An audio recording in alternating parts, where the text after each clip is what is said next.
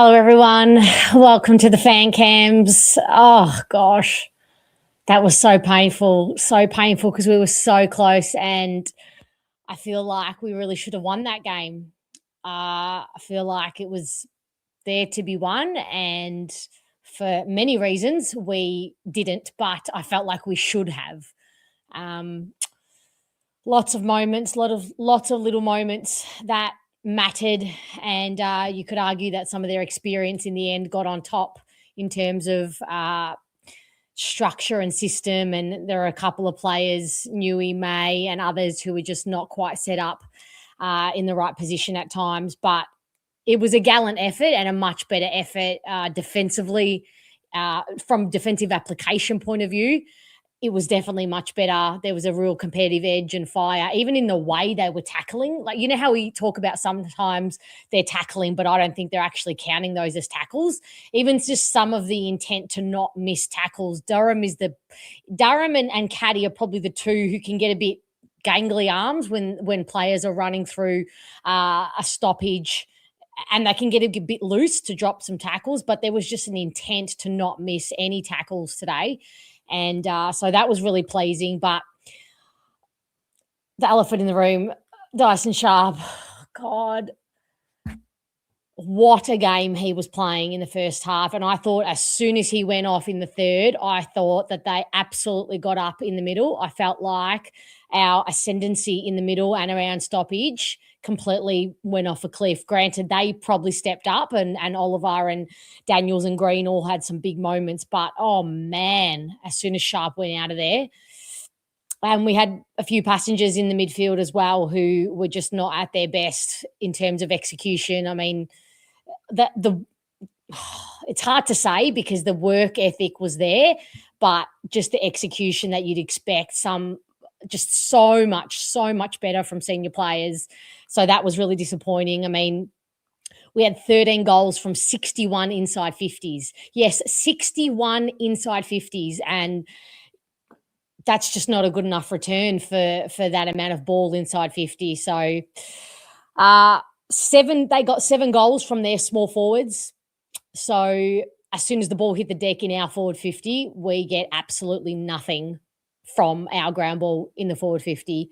And by contrast, they did a lot of damage. I'll pop the link in the chat. Yeah, Ash killed us. Ash really killed us. I can't believe Sharp's on his shoulder, potentially. There's no way he's escaping that, right, without damage. That was I don't know what that's called. You can explain to me what that motion is, the technical term of that motion, but it didn't look good. Ooh. End to end every time. Hello, Isaac, how are you? Oh, yes, Will. I know. It's painful. Hello, Coander. Have a great night. Hello, Brett. Be proud. Yeah, I mean, I'm proud of I know, Pommy, I see you here. I know you don't want to say we're not allowed to be proud of effort because it should be non-negotiable, but in the state that we're in our journey, effort has to be commended, I guess, for now. Yeah, I thought the clearances, I know it doesn't look that lopsided, but the second half, they just made up so much ground in terms of their clearance work. We couldn't even get a look in. Langford missing that goal. I know it was a tricky goal, but got to kick that. TL, interesting. AFL ARC doctor making sure WS get over the line by not demanding Oliver has a concussion assessment. I didn't see the act that made him bleed. Was it a hit to the head? I mean, not just like a small contact injury to get a cut. Interesting how they take. I guess we say they've learned from the Tom Edwards. Maybe. Hello, Luke. Andrew, well, that's how you snatch defeat from the jaws of victory. There are some better signs, though, but again, could have used the corridor, but chose to use flanks. At training, is the corridor roped off? It isn't. It isn't roped off, Andrew, but you're right. I feel like when they panicked, they absolutely used it's either when they panic or once they've used the corridor and stuffed up the kick or the inboard kick hasn't come off and it's gone the other way for a goal. I find straight after that, they go boundary heavy. So they just don't have the confidence to just brush that error off and just start again. that reset, that mental mindset reset. They need to be working on this. In fact, the psychologist needs to be working on this. Langford and Nguyen VFL week. Oh, it's just if Nguyen had kicked one of those goals, he would have had a good game. He had a touch here, a stretch there, interrupting, slowing down GWS's ball movement out of the D50, out of their D50, our forward 50.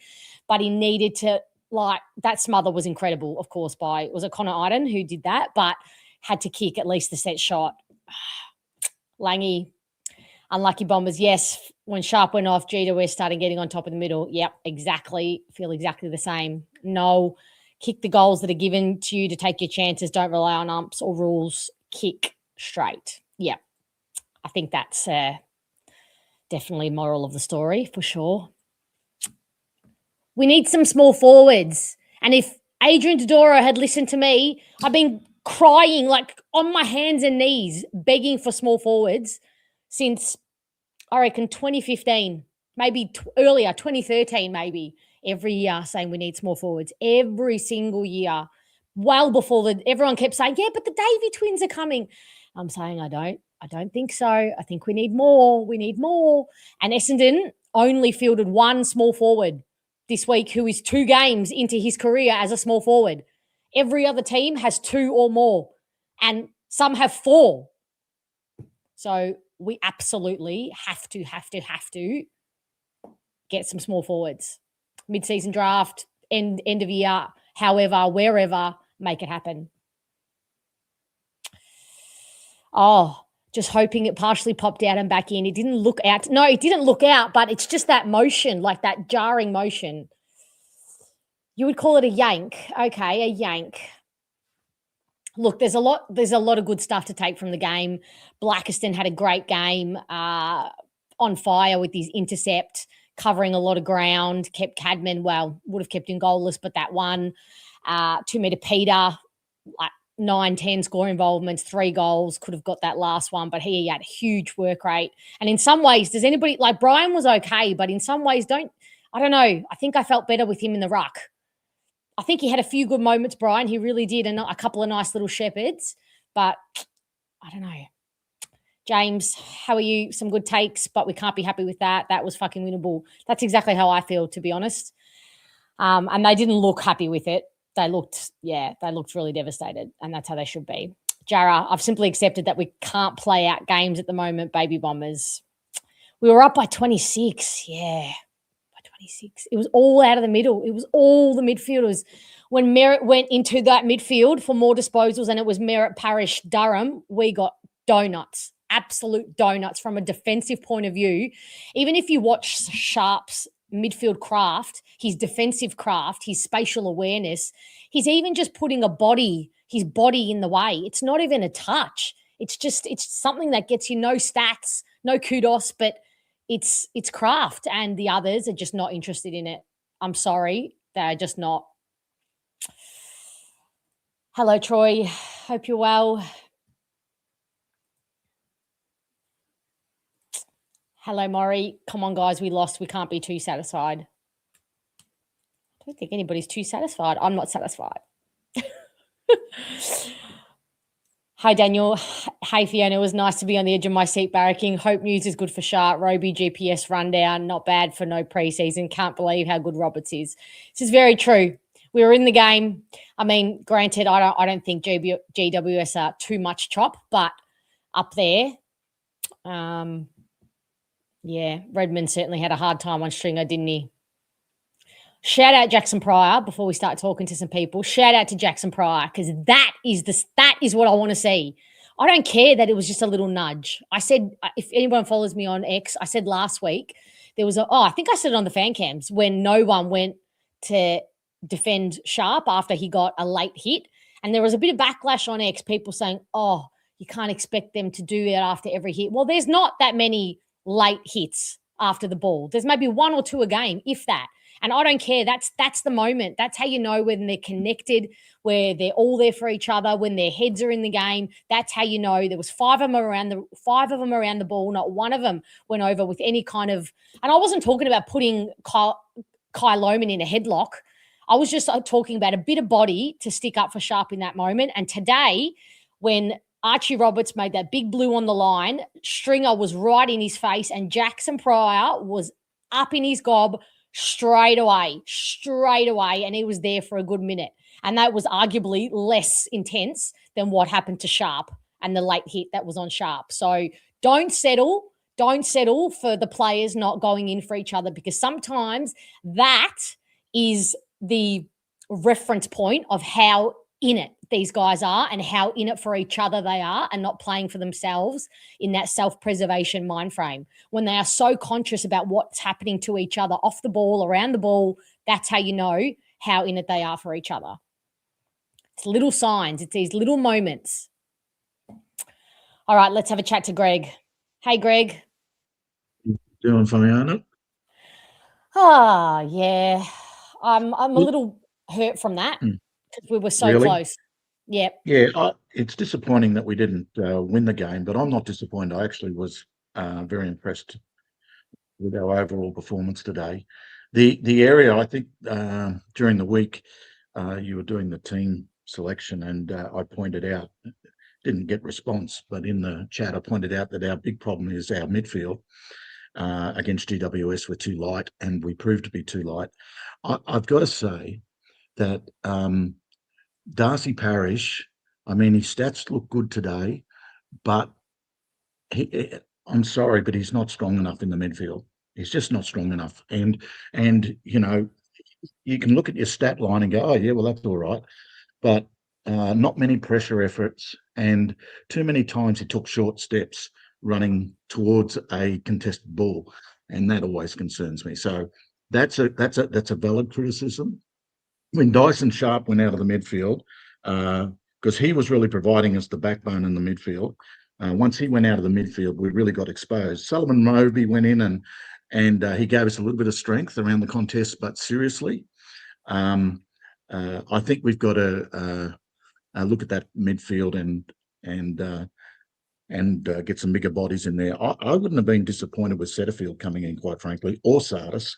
I know that there's a lot of conjecture, Fiona, about Sardis, but if ever we needed an in and under midfielder, we needed that today, particularly in the second half. And what we saw, and you saw it and I saw it, third quarter, fourth quarter, we got annihilated at centre bounces. And we were winning taps. I mean, Peter Wright, 21 hitouts, 9 pressure acts, 3 goals, 3 tackles. I mean, score involvements, the most important thing. 9, 10 score involvements. The point is that he's winning taps and we're losing in the midfield. And that's bigger bodies, because their bigger bodies proved significant. Now, it was as plain as the nose on my face watching that game in the second half. In the first half, we were certainly breaking even in the centre bounces, but after half time we got slaughtered. In that last quarter, we just got absolutely towed. And it's very, very hard when the first kick's going their way and not our way. Anyway, yep. But look, overall, Solomon Roby played well. Oh, it's so good to see him developing the way he's developing. Isn't it great? It is. Great. But just one thing, I just want to pause on Parish for a second, because somebody texted me during the game and said that he should never kick. When he missed that kick to 2 metre Peter standing alone, and he had time, 2 metre Peter was about 5 metres from goal by himself. I thought, how can that be? How can that happen? Well, Jackson Pryor did the same thing. He missed 2 metre Peter. He did. They both did. Both did. But Parish's was more obvious. And I just thought in that moment, I thought he worked harder. I thought he worked hard, but in terms of what we get out of him in the middle when he's in there with Merrett and Durham, it's just not enough. No, it's not enough. And, I mean, it's great to see Durham playing the way he's playing at the moment. I mean, he's an Exocet missile. He certainly has. I've noticed players looking up. I noticed on 2 occasions, GWS guys, eye off the ball, eye on Durham as he's coming in. And that's good to see. It's good to witness. But look, yeah, Darcy Parish. Look, I've been such a fan of Darcy Parish's over the year. I could not believe that I'm speaking negatively about him, but I am, and it's because it's very, very clear to me that centre clearances, he just wasn't in the picture. He was not in the picture. And, we get an 18-year-old, or I'm not sure if Dyson's 18 or 19, whatever he is now, he goes in there and he smashes it. He's just body, working hard, and doing 1%ers. I mean, I don't see those 1%ers coming from Darcy Parish. If you're going into the midfield and you're going to be an in and under, you have got to put your body on the line, Fiona. And I call Darcy two-step, because he's got in the open, he's at full stretch, but when he's coming into a contest and say an opposition player, and you can go back, replay the game, you'll see him take short steps. It's like he's not going to be first to the ball. He's going to hopefully do the tackle. The problem is he's not sticking his tackles. So I was so frustrated. The other elephant in the room is Zach Merrett too. His decision-making and execution today, I had my jaw was on the ground. What was going wrong? We've got these young kids making really good decisions, and he was standing out like a sore thumb. I haven't if you're not going to win centre clearance, if you're not going to win a clearance, I need you to do what you're good at, and that's hitting targets and making good decisions. And both were off today. Yes, he wasn't hitting targets like he usually does. But Fiona, I just don't know that he's that invested. Seriously. I mean, look, shoot me down if I'm wrong, but he's not playing at the level that we know he's capable of playing, and he's more casual. He's certainly I mean, he had 4 tackles today, That's par for the course with him, but you're absolutely right. I just didn't want to talk about that particular elephant. I only had one, and that was Darcy Parish. Okay, that's okay. We can move on from that elephant now. Yeah, because really I'm quite positive about the game. Not positive about the coaching. I'm sorry, I'm not positive about that. The guys got up for the game. But again, there were some issues happening in the midfield that had to be addressed. They just had to be addressed, and particularly in that last quarter, after about 5 minutes, I'd have been going, okay, I've got to get the tough nuts in there. Now, Roby did his job. He went in, but we were still struggling with Parish, Merrett on the outside, because Merrett's running on the outside. Or he's second in. So if one gets it, he's speeding off, or he's looking for the ball that's coming out and he's on the outside and he's going to scoop it up and run away with it. But he's not in and under. And so we had Dyson Sharp in and under, fabulous at the contest. Boy, he's going to be a great player for this team. I am so glad we got him. But we needed to do something. Could have put Roberts in there maybe. I don't know. We had to do something to arrest the momentum that they had in that last quarter. And I'm sorry, Brad Scott didn't do that. So, I mean, would it even have been? I know some people are going to roll their eyes at me at this suggestion, but I thought he had an okay game. Could you even run Perkins through there for 1 or 2 just to change things up? Yeah, well, you could have. The thing about Perkins is it's the best game he's played for us in I don't know how long. And I mean, I'm yeah. Well, I didn't want to go there, but look, the guy had 10 marks. I think he had 10 marks, and he was around the 20 possessions. He kicked a goal, and believe it or not, he's got 6 pressure acts. I mean, for Archie Perkins, that's a stellar day. So I pray that he maintains the rage, he maintains that effort, because I rolled my eyes when I saw him selected, Fiona. I know, you and many others. No, I agree. I think he's deserved his next game, but he must. The application and output has to be carbon copy or higher the next game against the Dockers. He cannot regress from here. That is now build from here. Yeah, you're absolutely right. I was happy with Nick Cox today. I wasn't. I mean, I've been sitting on the fence with him last week. I was still sitting on the fence, but today, the thing that impressed me about Nick Cox was he did not shirk the hard contest. And that really stands out to me. And if he'd have plucked those grabs, like he's getting his hands to it, in a couple of weeks' time, he's going to pluck them. So I was really happy with him. Obviously, Archer may fantastic that we've got in this Three league. clutch goals, 3 big goals from Big Archie. Very proud of him. Very In proud that, of him. Don't in, underestimate. He's there to kick his goals in those moments, and he absolutely did. And that's what we asked from him. Absolutely right. I was pleased with Dersma's game today. Probably one of the better games he's played in a while. I know he got those 2 early goals, but he was injecting himself in a lot of defensive efforts, which I thought was really good.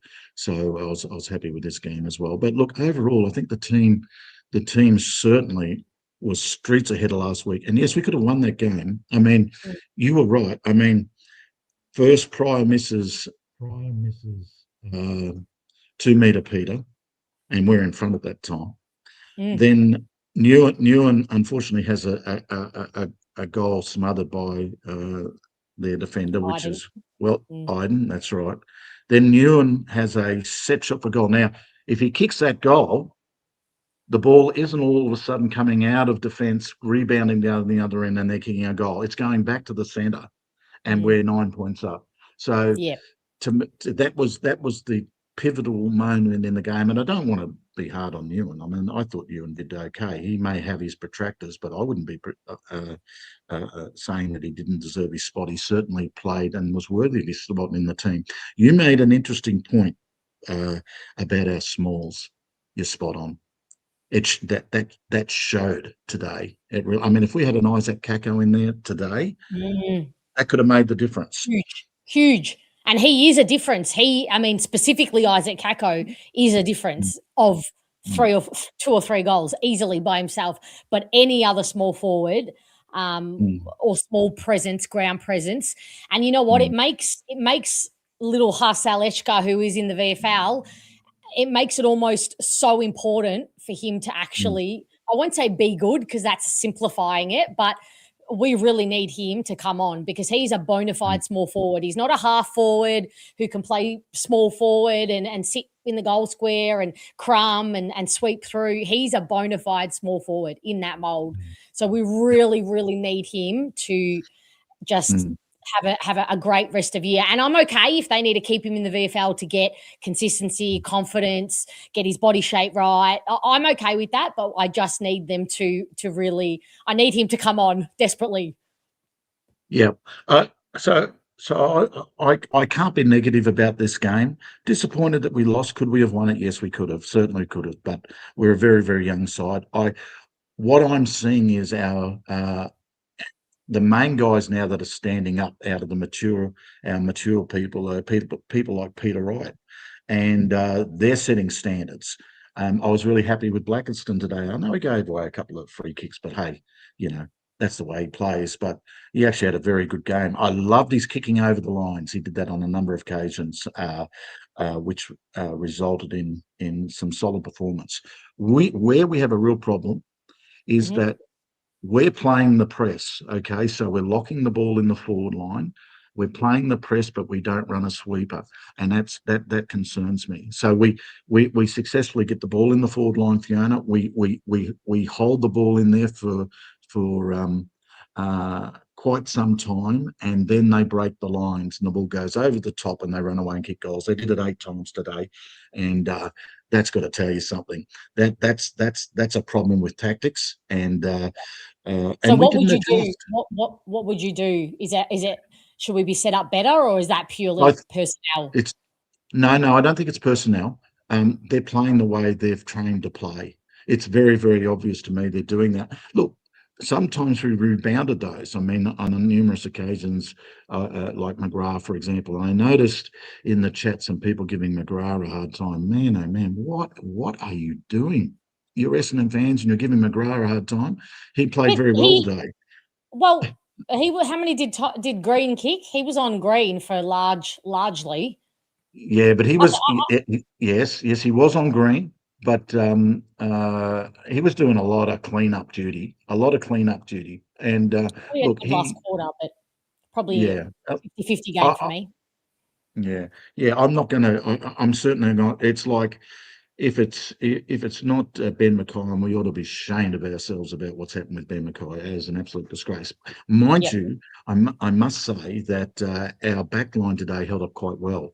The only time our back line was exposed when our forward press was overrun, and then they streamed At the back. and that they had players like that. No one in our team can run as fast as him, and so they're going down through. They've broken the lines.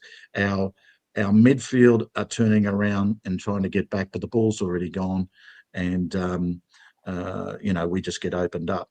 So that structure, that's the way that Scott's got us playing, and I think, and look, that's a Geelong. That's a Geelong. He must ring up his brother and say, "Can you give me some tips?" I don't know because it's such a Geelong thing, but So we've got some structural issues there. But look, I wouldn't be taking any flack on the team today.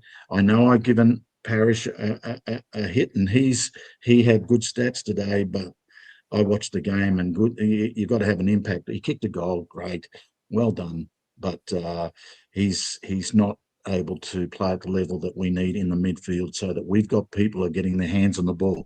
Because if Durham and Sharp aren't in there, no one else is getting it. And when Sharp went out, and I think Roby went in there for a little bit, the Roby doesn't have the motor at the moment to go too long, which is understandable. So he'll go in there. He goes flat, Bicky, and then he's gassed. He's cooked. Yeah.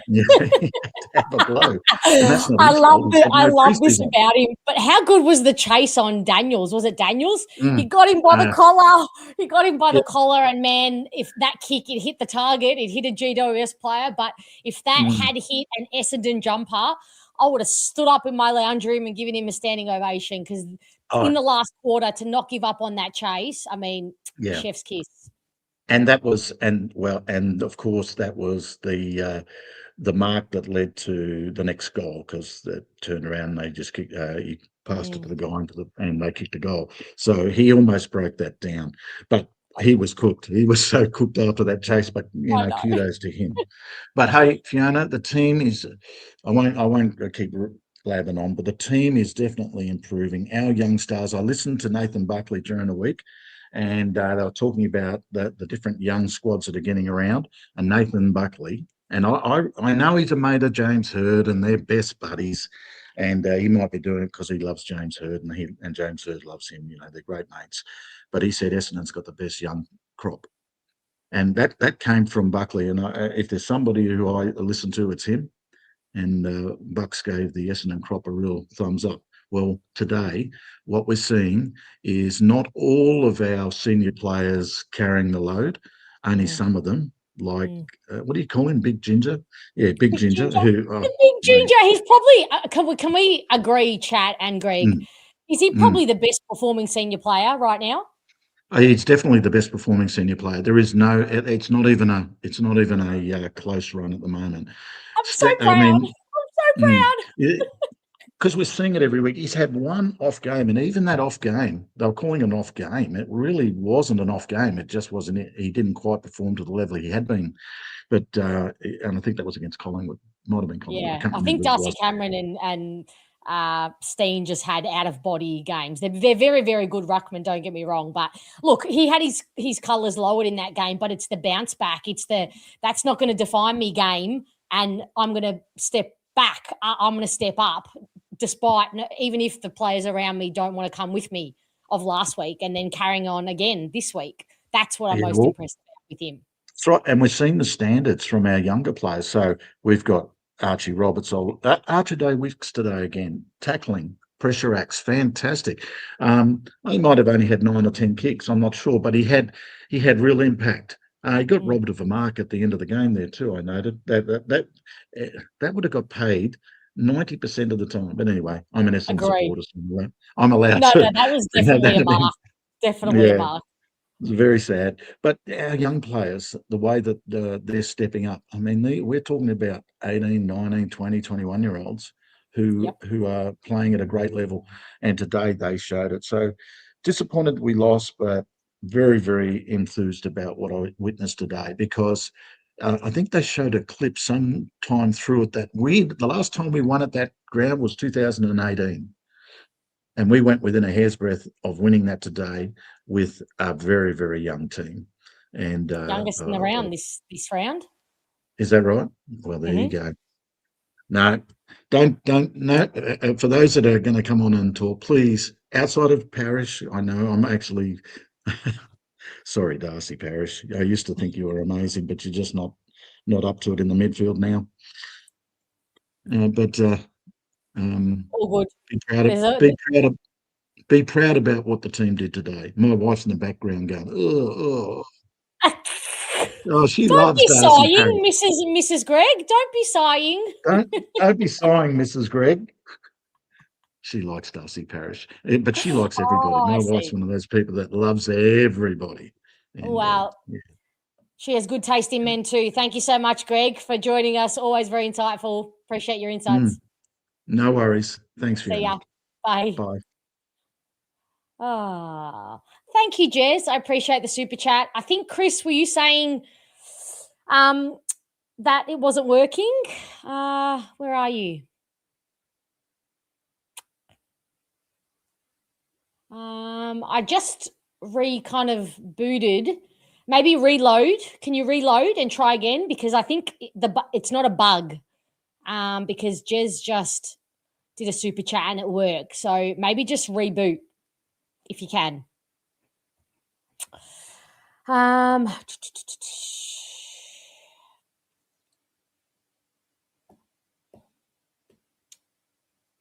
I see what you're saying, Langy. Bucks could also be trying to get a coaching job at Essendon. Thought he was off to Tassie. You have to remember Black has only played 19 games. He could turn into a Tom Stewart. Yeah, I am all in on Blackiston's game. He has copped it, and I mean copped it harshly over the past few weeks. As we know, some supporters have got to pull their head in, but generally today I thought he had a terrific game.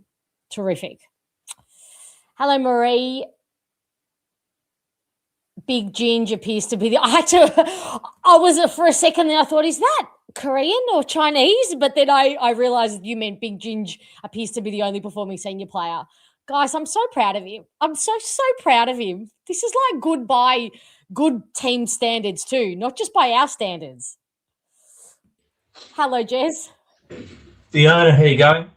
Are you just here to talk about how good to Peter Wright is, or no? I'm just kidding. You can talk about other players. No, I've got my list of 3 things. Okay, hit me. Firstly, it was my fault that we lost today. I sent you a message saying, who has the most contested possessions on the entire ground, both teams all together?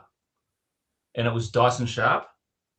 Yeah. I just wanted to draw that to your attention. Sorry, Tassie, you got to go hard for your man because we might be coming for him. Carlton might be coming for him. You better get on your bikes and start locking him away if you want him. Sorry, Jez, continue. Good to have Tassie with us. I was just saying, I sent you a message saying Dyson Sharp's got the most contested possessions in the ground, and two minutes later, he did his shoulder. Yeah, I put the moz on him. It was my fault. Yeah, this is incredibly gut-wrenching for me because my head has gone to worst case scenario. So if anybody listens to Brad Scott and he gives us an update, I mean, I don't think it's good either way. It didn't look good to me. I don't think you escape damage and play the next week. And that's what I'm looking ahead to. And he was just, oh my God, his clearance work. It was just silk, his craft. He was on track for getting the Rising Star. Oh, if we'd have won that game, he should have got the Rising Star. But it's his physicality as well. And our whole centre bounce setup just, I mean, the difference was palpable having him there. Yeah. It was just, there you go, my fault. That's number 1 on the list. Number 2, now Greg did mention this. You mentioned a few things. Oh, Greg. But the other thing you mentioned was Archer May. I thought Archer May's game was so good. To have a forward who you can rely on to firstly take a mark, but then rely on to go back and absolutely throttle a long shot. He was just fantastic. And the 3 tackles again. So his defensive work is sound. Yeah. Third on the list is something that I think you and I have been talking about for a good 10 years. What do you think it is, Fiona? I'm going to say it's 2 words. The first word starts with S and the second word starts with F. And I've already ranted about it. I've only been going for 30 minutes and I've ranted long and hard about it. But please go again because it requires I talking about. I sent you a super chat or a super sticker or whatever it is for $43. Why do you think I chose number 43? Could it have anything to do with a small forward of any description? Yeah. Today, so we're all watching, most of us watching on the TV.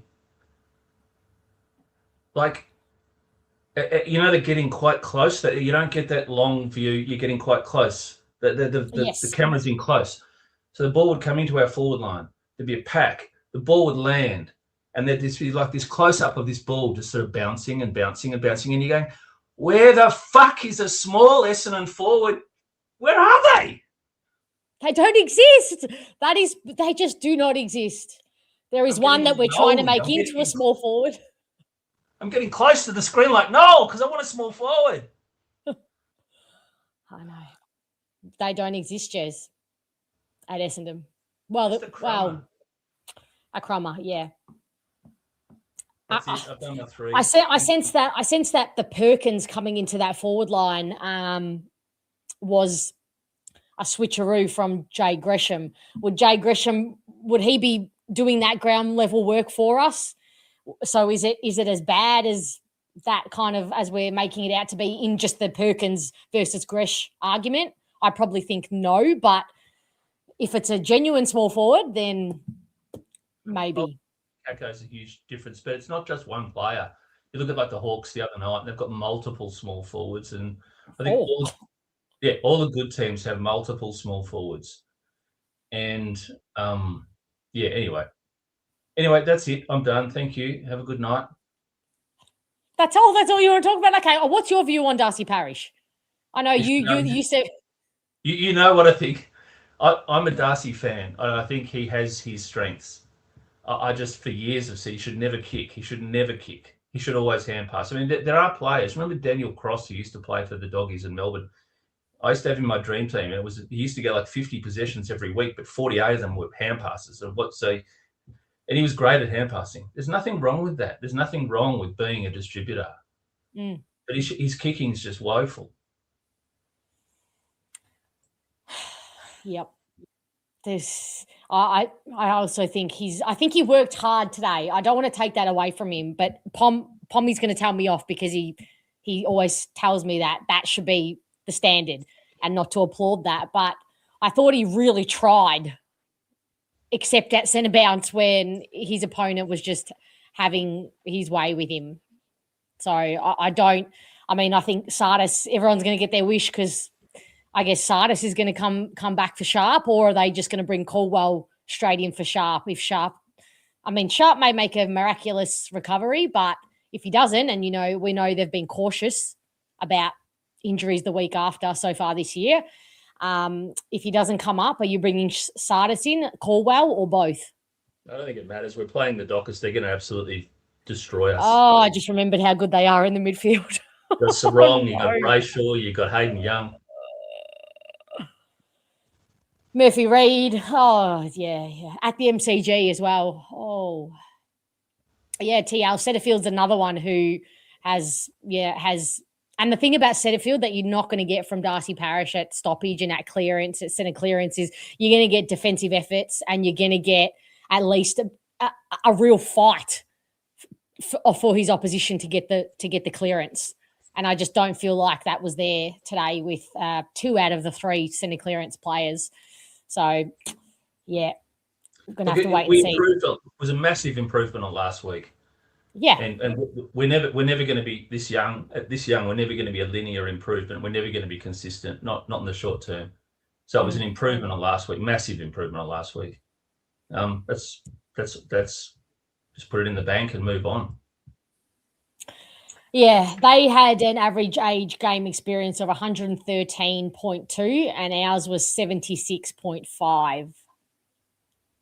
So pretty significant difference in What am I trying to say? Oh, Experience. Experience and Inexperience. nous Yeah. and how to deal with it. Yeah. When they were coming at us at the end, that showed. We had the deer in the red, or whatever, the deer in the headlights sort of situation. Yeah. Their senior players really stood up in those moments. Even Himmelberg, I thought, had some moments down back where he stood up. Well, how'd you see Caddy's game? We haven't spoken about Caddy. Look, I was doing about 18 things while I was trying to watch the game today, and I had the sound off as well. So I didn't really see every minute. But I saw him take a good mark, kick a goal. I mean, I don't know. I'm not the judge of Cads. He didn't get beaten, did he? I didn't think he got beaten. No, I don't think he got out. He didn't get outworked and outmuscled, but yeah, probably one of his quieter games, I think. Until I have to watch the replay, but didn't feel like he was in a lot. In the first quarter, our forward mix looked really disjointed and very congested. In the second quarter, they were spreading a bit more, and I felt like we were getting some pretty good looks aside from our ground level, as you've already alluded to. But yeah, so I thought that did change. I will give the forward coach some kudos on that, because I haven't pumped him up at all this year because I haven't loved the forward craft. But I thought in the second quarter there was a definite change in terms of the setup. Yeah, well, I've just added a fourth thing to my list, if I may, and it's Langers. Have you guys spoken about Langers yet? I mean, I said he should have kicked that goal, but that's all I've said. He's not the old Langers. I was very surprised to see him in the forward line today because he trained in the back line with the back group. So I was very surprised to see him in the forward line at all. But that's been a constant for 10 years. He's trained in the back line, and then they played him in the midfield, and then he's trained in the midfield, and they played him in the back line. They've done that for years and years. But I just think he's playing like he's playing like he's still a sort of third or fourth year player. Like he should be taking control of the game and taking control of moments at his age and experience, and he's so down on confidence. So down forward. A few weeks ago, it was great down back. Yeah. And it's just the difference. It's the difference in last week in the first half when Langford should have hit first quarter, I should say, when he should have kicked those set shots, and the difference in Archie May this week making those set shots that he did. Like that's what a senior player should be doing. So I think he's a little bit off. I have liked his leadership, but sometimes you've got to lead by example as well. So yeah. I'm going to add another one, because you're not shutting me up. You're not kicking me off. You're allowed to kick me off. But Nick Bryan, first game back, good on him. I thought he was fine. Yeah, I thought he was serviceable. A few nice little defensive moments as well, which I liked. Just putting the shepherd on to allow the midfield, I think it was Merrett, to get the clearance or to get the ball. How many hit outs did he? Actually, can anybody tell me how much time on ground he spent? I wouldn't expect that they played him a lot, surely. I can't see player stats here. Sorry. So somebody tell me. Good for him to get a run.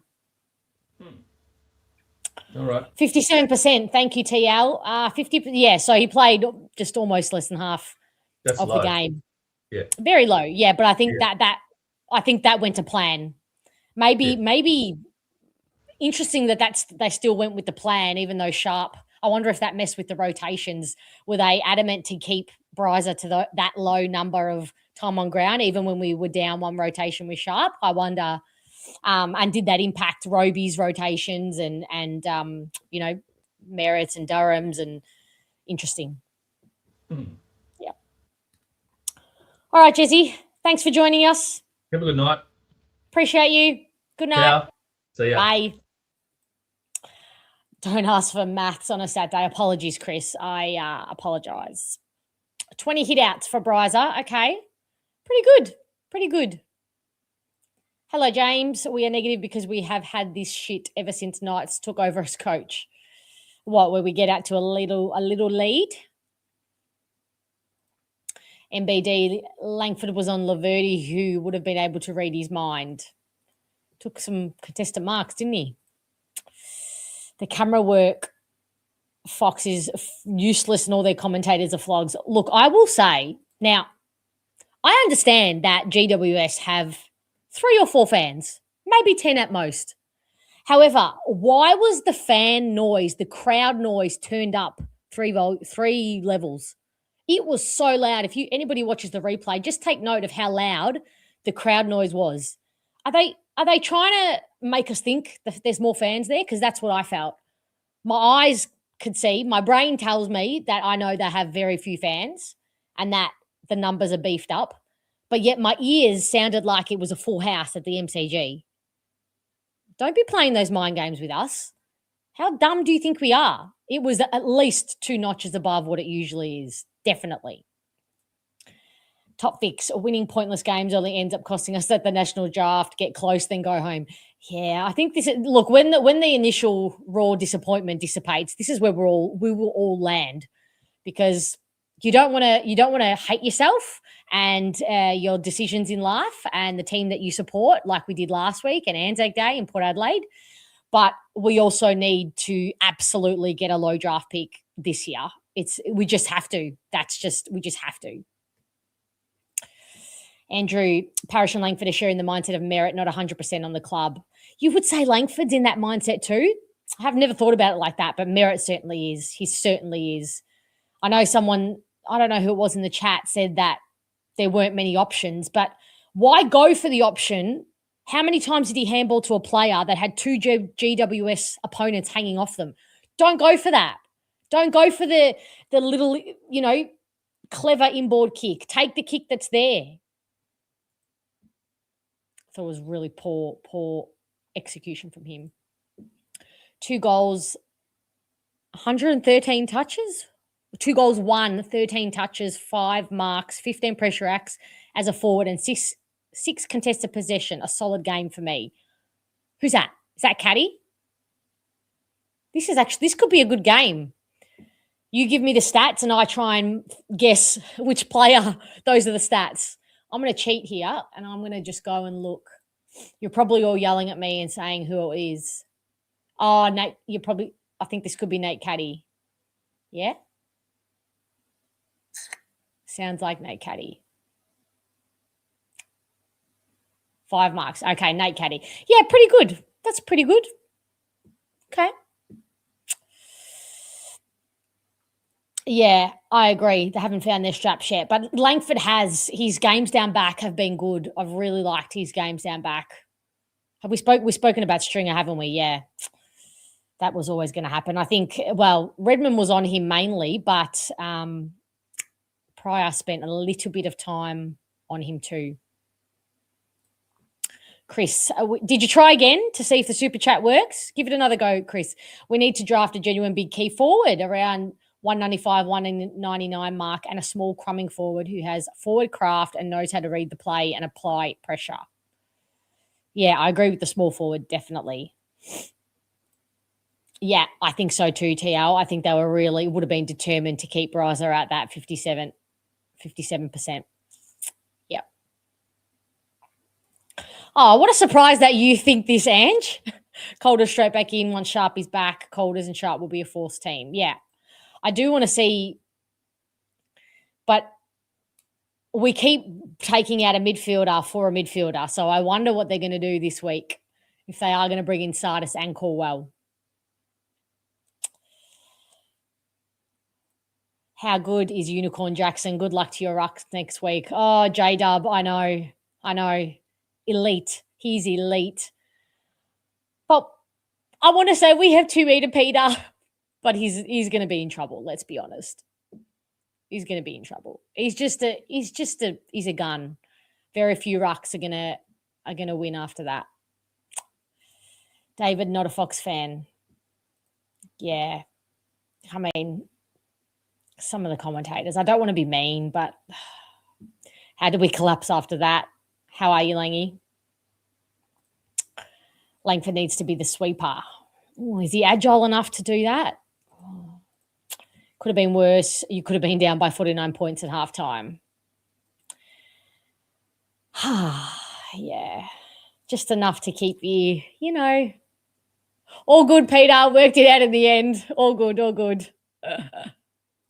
Someone needs to get Eleni a tape measure. Oh, I don't reckon it's just her. I reckon they've overcorrected. They've told them at the start of the year, the umpires, to be on the 15-meter mark. They have way overcorrected. They are calling too many 15-meter kicks short. Way overcorrected. They need to just chill the F out on that. I felt like punching the TV when they handballed to a 2-on-1 against. Exactly. And that's why it was so frustrating to see him doing it, because he should know better.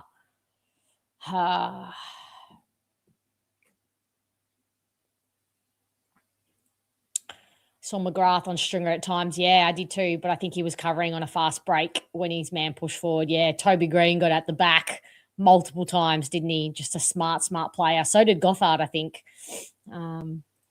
Yeah, prefer Langers down back or on the wing. Yeah, Jackson Pryor played a little bit on the wing today. He certainly started there. I didn't love it. I have to admit, I did not love it. Thought it slowed us down a little bit.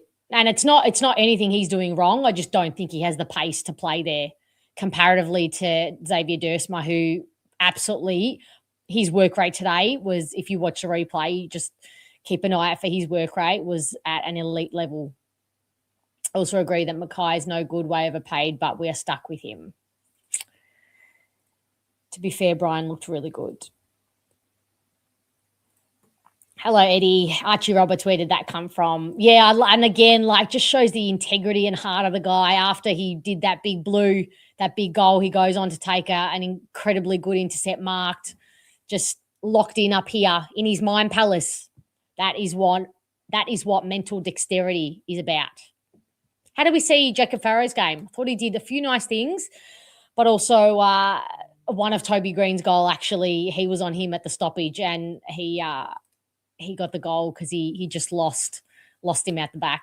But he'll learn. Hello, G Pat. Thank you. How was that ADW mark not paid? Ridiculous. Now that was Eleni. She should say penance for that one, because that is absolutely a mark. We have seen lesser marks be paid. Won't know Sharp's injury status until scans. Oh, is that what Brad Scott said? Damn.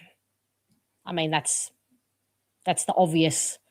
That was going to be the obvious assumption, wasn't it? But still unfortunate. And knowing our luck, Archie Roberts making a serious case for AA this year. He is. So proud of him. Sardis Hately Setterfield is the starting VFL this week with Vigo in the ruck. Yeah, we've got, I think it's about 13 AFL listed players for tomorrow, and they've got about 9. So it should be a really high quality hit out in the VFL tomorrow at 11 o'clock, 11 a.m. So breakfast while watching football. Yes, Josh. Shout out to Blackiston. Huge shout out, Blackers. You had a great game. Well done. Do we buy a good small forward? Spend the bucks. Sign me up.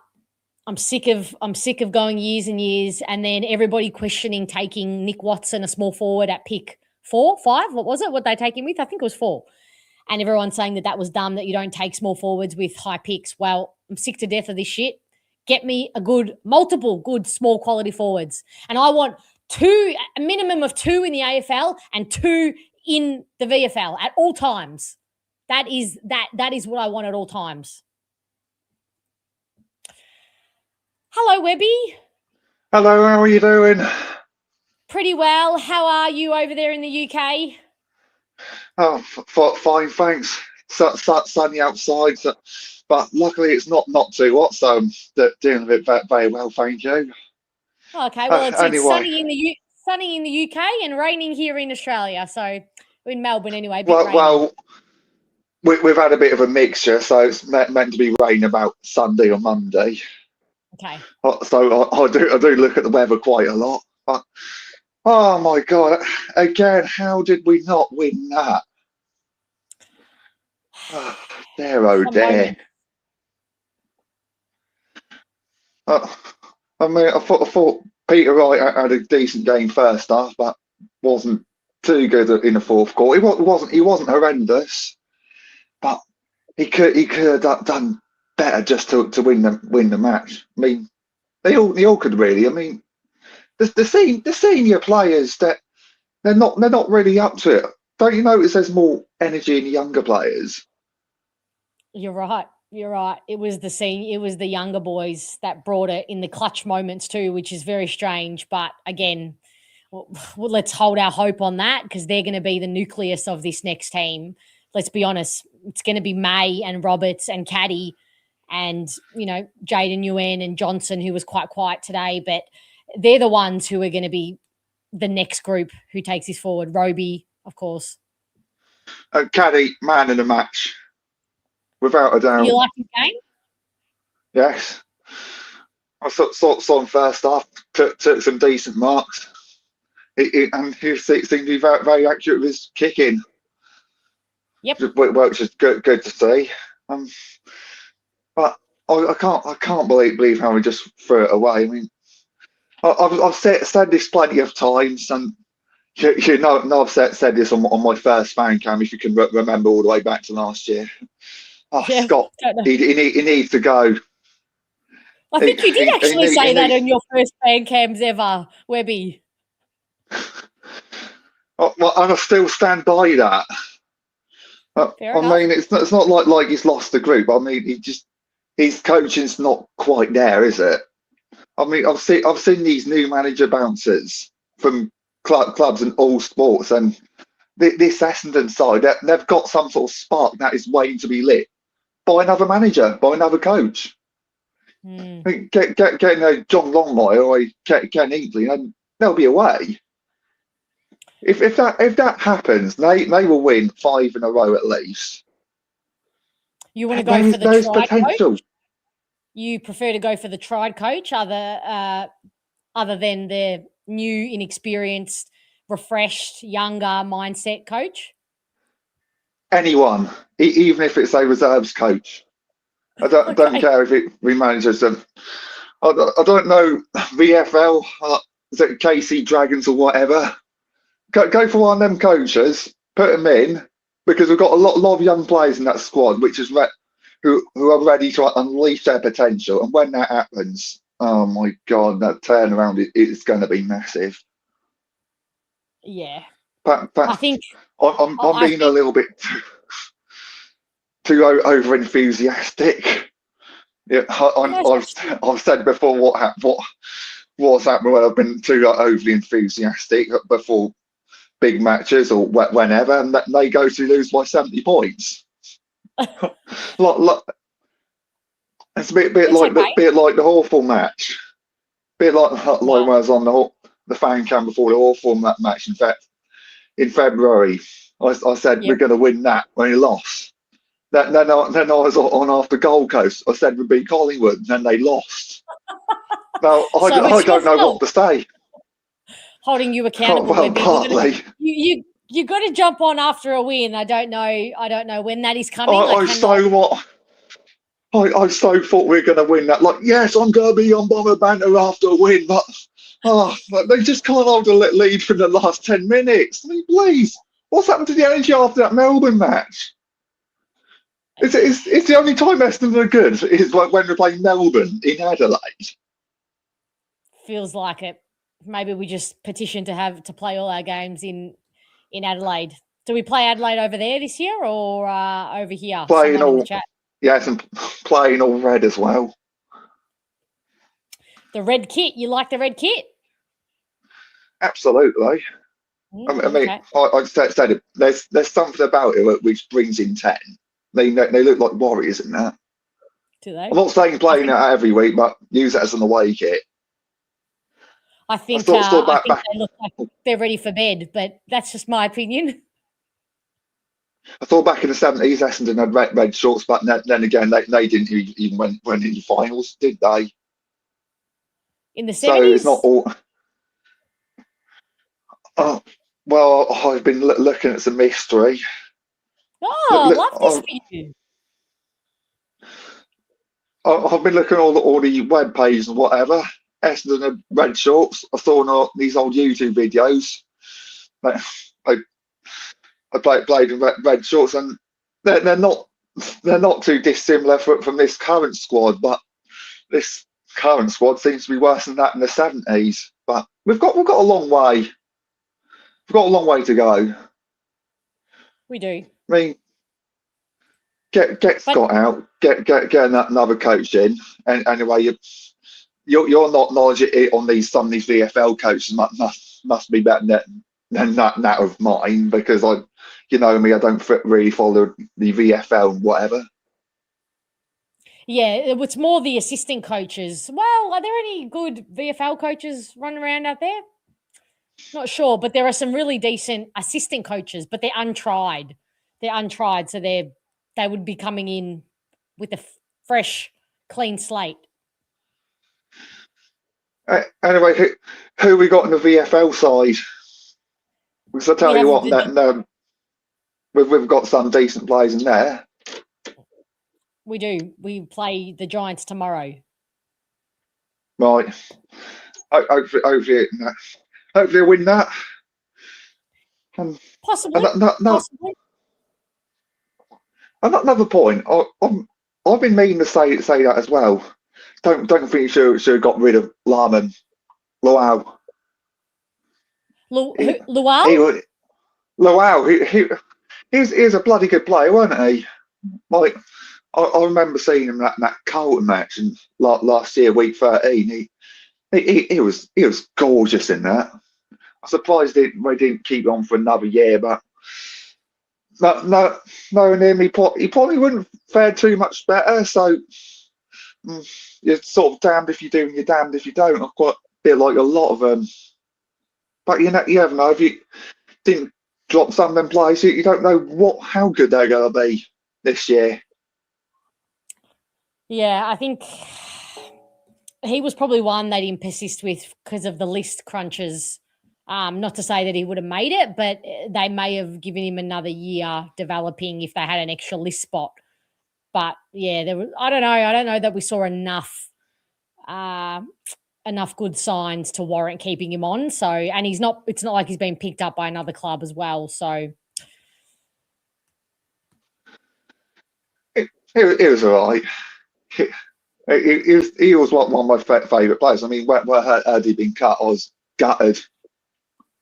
Yeah.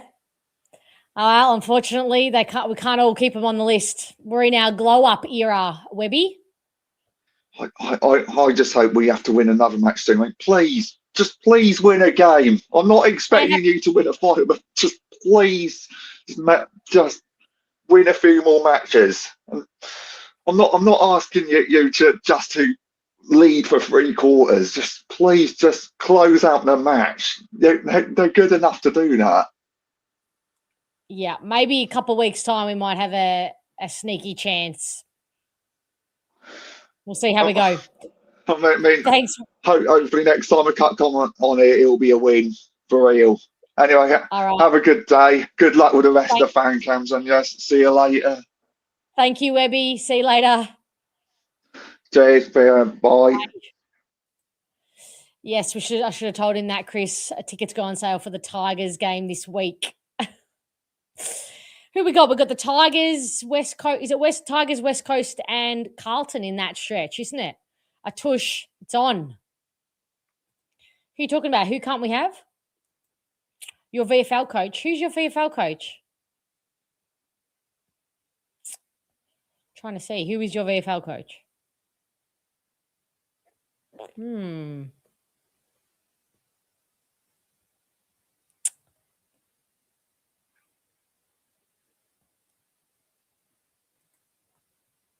Perkins was a lot more involved today. I will give him that. Yeah.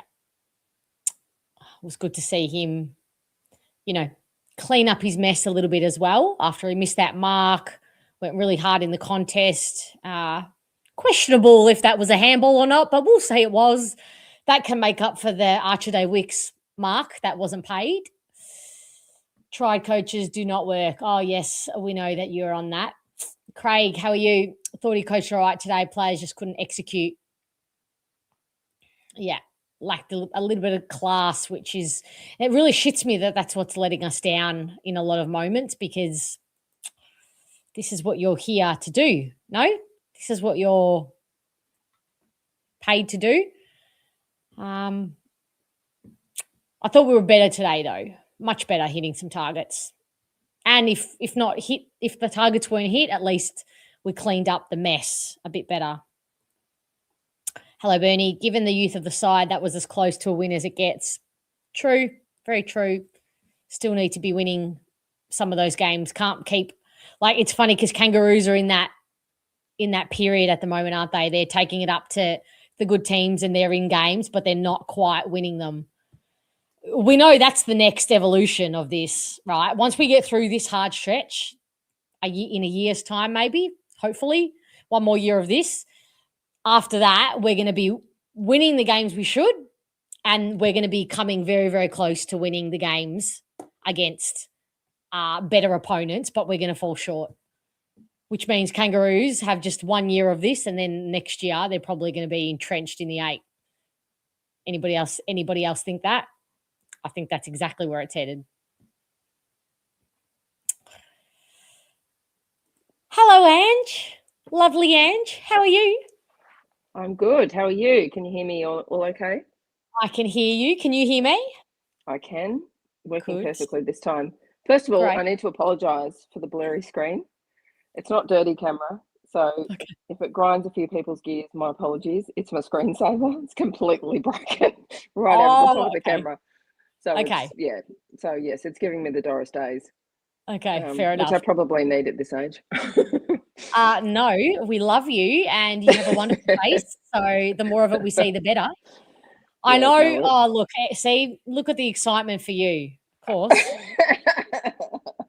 From all the places, I got so many messages telling me how good you were last time. So I'm so glad to see you back. How'd you see today's game? That is very, very kind of everyone. Thank you, everyone. I am just gutted for them because the amount of effort that they threw in, and I did a tweet. I got my game time wrong. I thought it was a 1 o'clock game, not a 4 o'clock game. So I tweeted saying, we need to start from minute 1. Effort needs to start from minute 1, and that's exactly what they did. Yep. So I think I retweeted that 3 times through the course of the game. It was there. The effort was there the whole day. And that was probably the thing that I was so impressed about, and probably what is going to make tonight really hard for them, because they really gave it a red hot crack. And to be honest, I don't think really Gold Coast won it. We lost it. We really could have won it. So it's it's gutting for us, but I think it's more gutting for the guys. So I'm surprised, given some of the selection questions.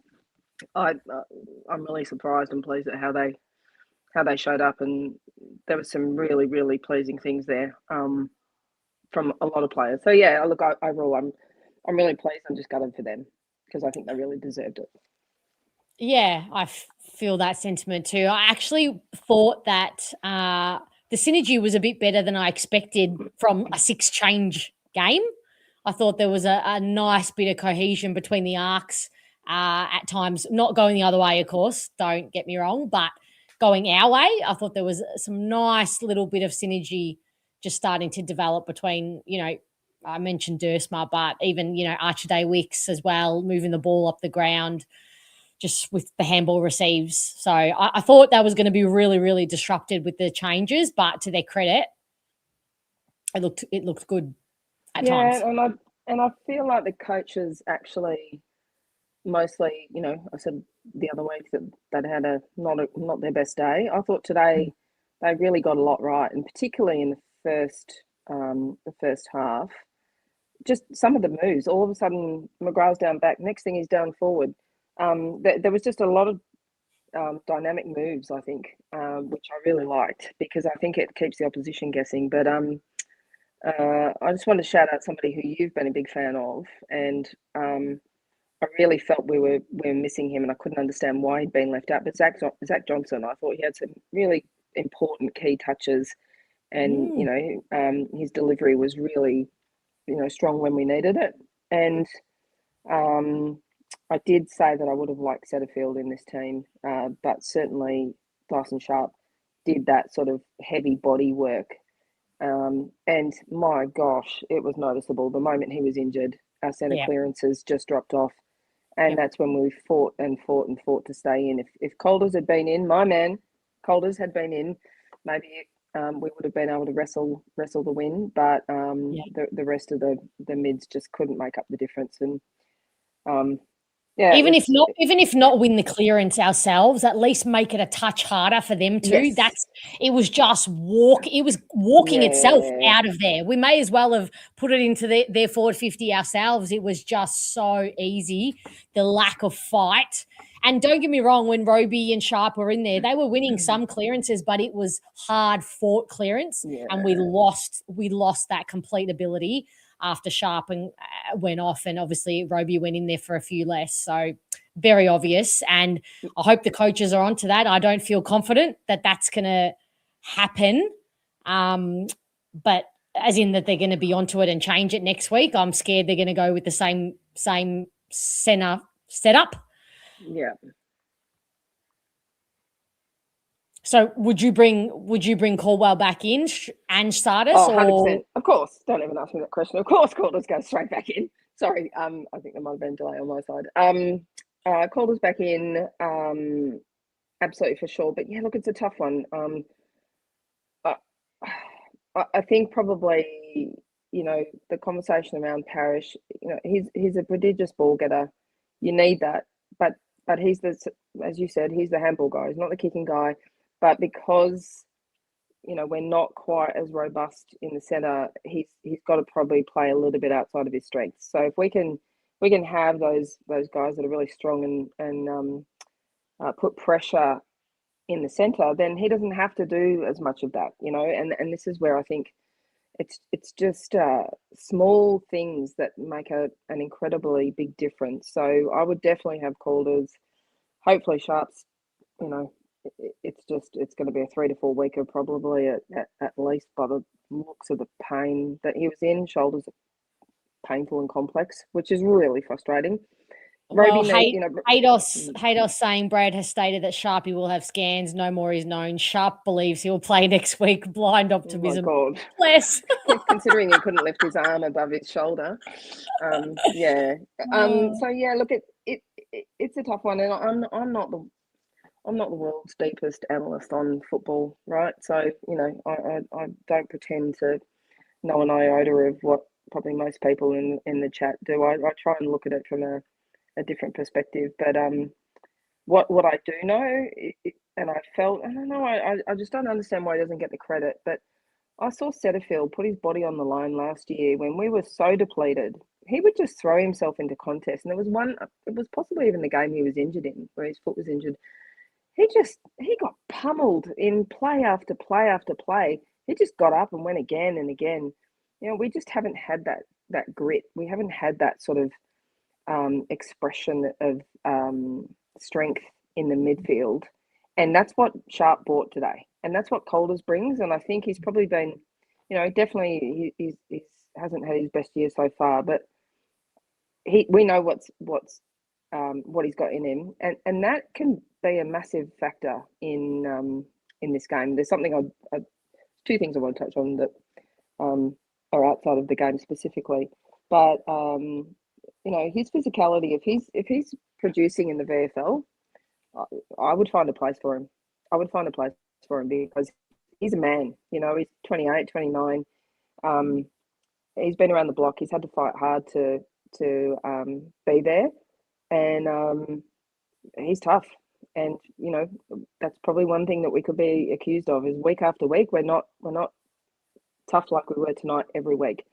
So when you've got more of a core set of players, even if they're not, the key player, the massive ball winner, those pressure efforts just have to be sustained. And we saw it. I mean, it was in the third quarter, I think. And there was just a series of passages of play where I reckon we laid 8 tackles in one passage of play. It was amazing, but we then just didn't have the small forward to go clean up the ball and go kick the goal. And to capitalize on all that. And that was the biggest issue today. It wasn't about getting it inside. It was capitalizing on the entries after we'd worked so hard to get said entries. As you say, there were passages where we fought like hell to do it. But unfortunately, we just not being able to consistently do that week after week. And the Setters is such an interesting one because he's in really, really good form, and we purposely kept him on. We purposely signed him on when we put Nick Martin on the long-term injury list. So I'm kind of going to see it as a waste if he doesn't play a game this year. And maybe, I mean, look, it's a long year. We're only at round 9. So, you know, players are going to get sore. Having depth there in the midfield is probably a good thing. But I just know that the ball is not walking out of there as easy as that is if Setterfield's in the midfield. We might not be getting offensive ascendancy as much from him, but you're definitely getting a bit of resistance. Yeah. And look, I think there's two other sort of game specific things before there's a couple of things I want to touch on. But Caddy really is giving me the 80s and 90s true centre half forward vibes. He's not the full forward. He's not the guy to be stuck in the pocket just leading out. That's just not enough for him. He's run up the ground. Yeah, okay. He might not be playing what we know he's capable of for every minute of the game, but his ability to run is amazing, and we've got to capitalise on that. And I think he feels stronger when he's part of the game and a better part of the game rather than just waiting for the ball to be kicked in. That's where May, I think, really excels and showed that tonight. Where he can lead forward, take tough contested marks, find a space.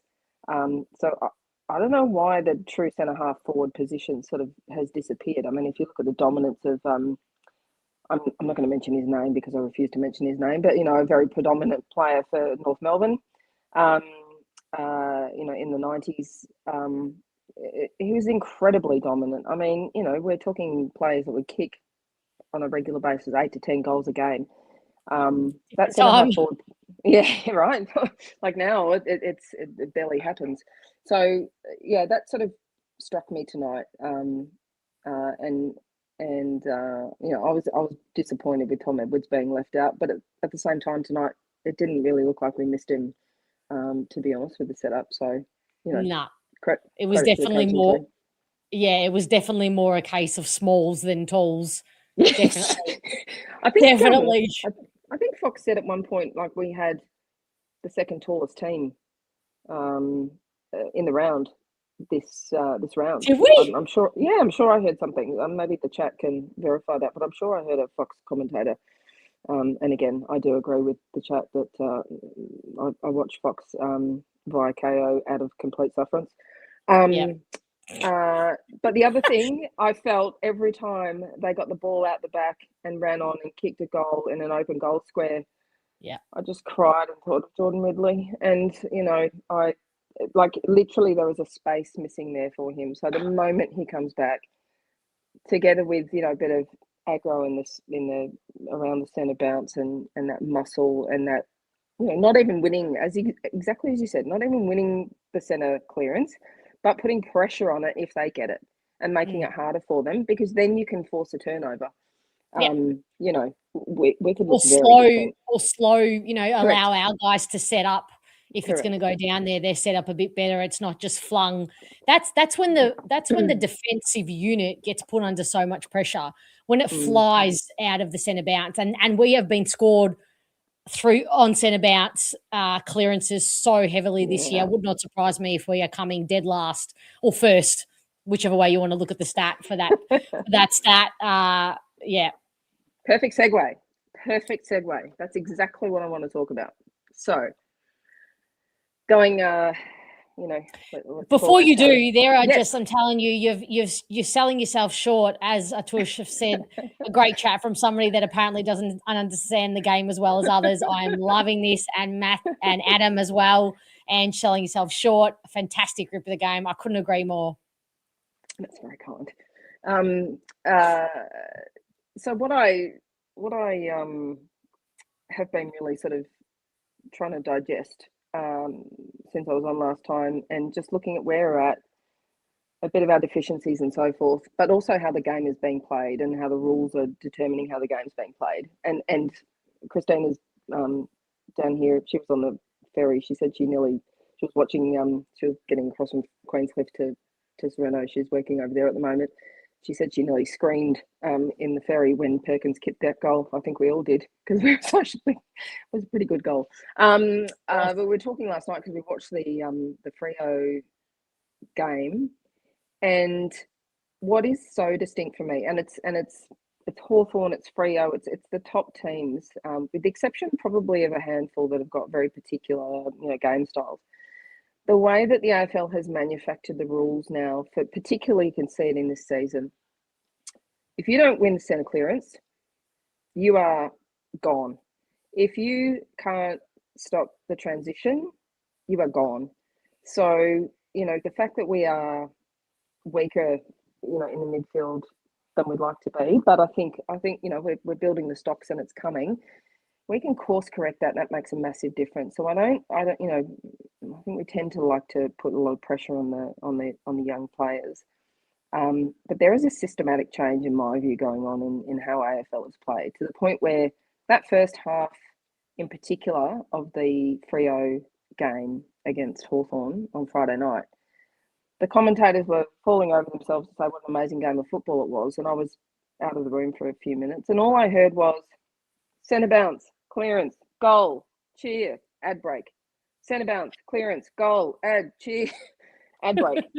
And it went on like this for the first half. In the second half, they made the adjustments. Maybe the players got a bit tired and it tightened up a bit. But it made me really think that, the AFL want lots of goals scored. But what makes a game really exciting and interesting is defence. It's the tackles. It's the pressure. And that's what was so pleasing about the game tonight. But I think, the teams that are at the top have that free ability to get that free flowing ball movement with and I don't understand all the rules, but I know that there's been specific changes to speed up the game, and it's definitely having an impact. And the top teams in particular are the ones that have worked out how to really leverage and get that ball movement going. And I think that's where, again, forget about player versus player and blaming anyone like that. We've got to adjust for that. And I think tonight, until Sharp got injured, we had adjusted for that, and we were doing a great job of sort of slowing that down. And that's why that muscle in the centre clearance is so critical now, so critical. Yeah, I agree, and it's particularly for specifically to how we play the game. We ordinarily commit an extra around the contest, and that's why we get transitioned on so easily at the back and out of our forward 50, because we do press up quite high as well. So for both those things, that's why we get scored on transition very, very easily. And as you've alluded to, our clearance mix of players is not yet set in stone, but I think we got a very, very good idea of what it's going to look like moving forward when Sharp is not injured. And who knows if Sardis is a part of that, or Setterfield or Caldwell or Parrish. But yeah, I think it's clear that we need two. If Parrish is in there or if Merrett is in there, it has to be at least with a Caldwell and a Sharp, or a Sharp and a Roby, or a Setterfield and a Sharp. Well, not Sharp, but a Durham. So yeah, I think it's just the mix. It's the mix. You don't have to get Merrett, Parrish, and Durham in as one. That can't be a mix that we run with consistently, I don't think. Yeah. It's. I feel more than for quite some time, the style of the game has really changed this year. And normally we'll see the rule changes really have an impact in the first half of the season, and then it sort of goes back to some sort of standard pattern. I don't think that's the case this year. I really think Carlton could have been in the same boat as our last couple of games, excluding tonight, last night, and they fought back.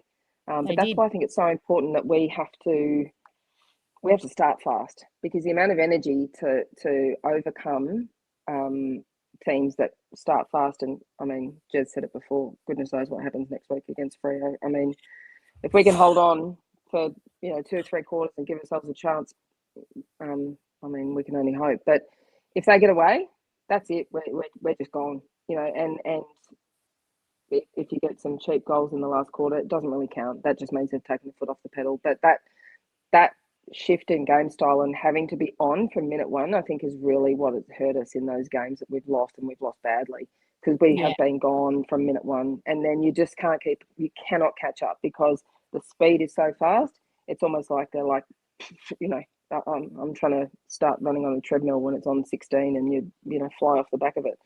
I do think we probably have to get better at wrestling back momentum mid-game, Yes. And they're a young group, granted, and they probably haven't learnt that skill yet, and not to shit themselves but this is where our leadership gets called into question. I don't think it's got to come into play in those moments when momentum has swung. And today it was Archer May kicking a clutch goal. He's not a leader. In that moment, he slowed the momentum. I think it was the end of the third quarter when he did that. It could have been the start of the fourth, but that kind of slowed momentum a little bit. The Giants obviously bounced back, but that's when you need your leaders to kind of step up in those moments. So I do think we definitely have to practice. If they get out to a 30-point lead, as exhausting as it is to fight back, we have to have that in our bag of tricks. That's just what the good teams do. So I don't think we get an out for that, but I don't see us getting any better at it. I'll probably say that. I don't get us any better at whether that's a system that we're putting into place or a practice game style for when we are 30 points, 40 points down, what happens. But I think it's probably a mix of system and leadership on field that needs to get better. You absolutely nailed it. In addition to that, that is where the youth and inexperience and skills absolutely have to be there, because when you're under pressure and behind, just small skill errors. And again, I'll point to the Fremantle game against Hawthorn. They had multiple entries in the last quarter and couldn't convert. And they just kept going. And they made mistakes. They were turning it over. They were fumbling. They kept going. And then finally, the skills cleaned up. They got clean ball in. Next thing, they're 5 goals, bang, bang, bang. And they've got them by over 20 points or whatever it was. And that's the difference. We've had all the forward entries tonight. And I'm not saying, it's a direct comparison, but just you can see the elements of the game now sort of start to emerge of, we get the centre clearances right. We fight hard. If we're down, how do we get back? But we just can't get too far back, because the fight to get on level pegging takes so much effort. But by the time you get level pegging, you're done. So staying in touch, but then, just cleanliness by hand and by foot. We weren't too bad. There were a few clangers today. I just winced when Archie Roberts did that submarine kick. It was like an ode to Nick Martin. I know. I mean, we should also say our kick to handball ratio was also better as well. Much better, I know some people are definitely they ride that stat like a bull. And we had less handballs than what they did. So I don't think we overpossessed it. I think we probably could be a bit smarter, not handballing to flat-footed players. But I was impressed with the ability not to over handball and overpossess in today's game. Yeah, definitely. And that's why. Sorry, go on. No, I was just going to say that's why I like Blackiston's game. There are a few moments where he could have gone sideways, backwards with a handball, but he just kept trying to move the ball forward. Yeah. So I liked that about his game. Yeah, he did do really well.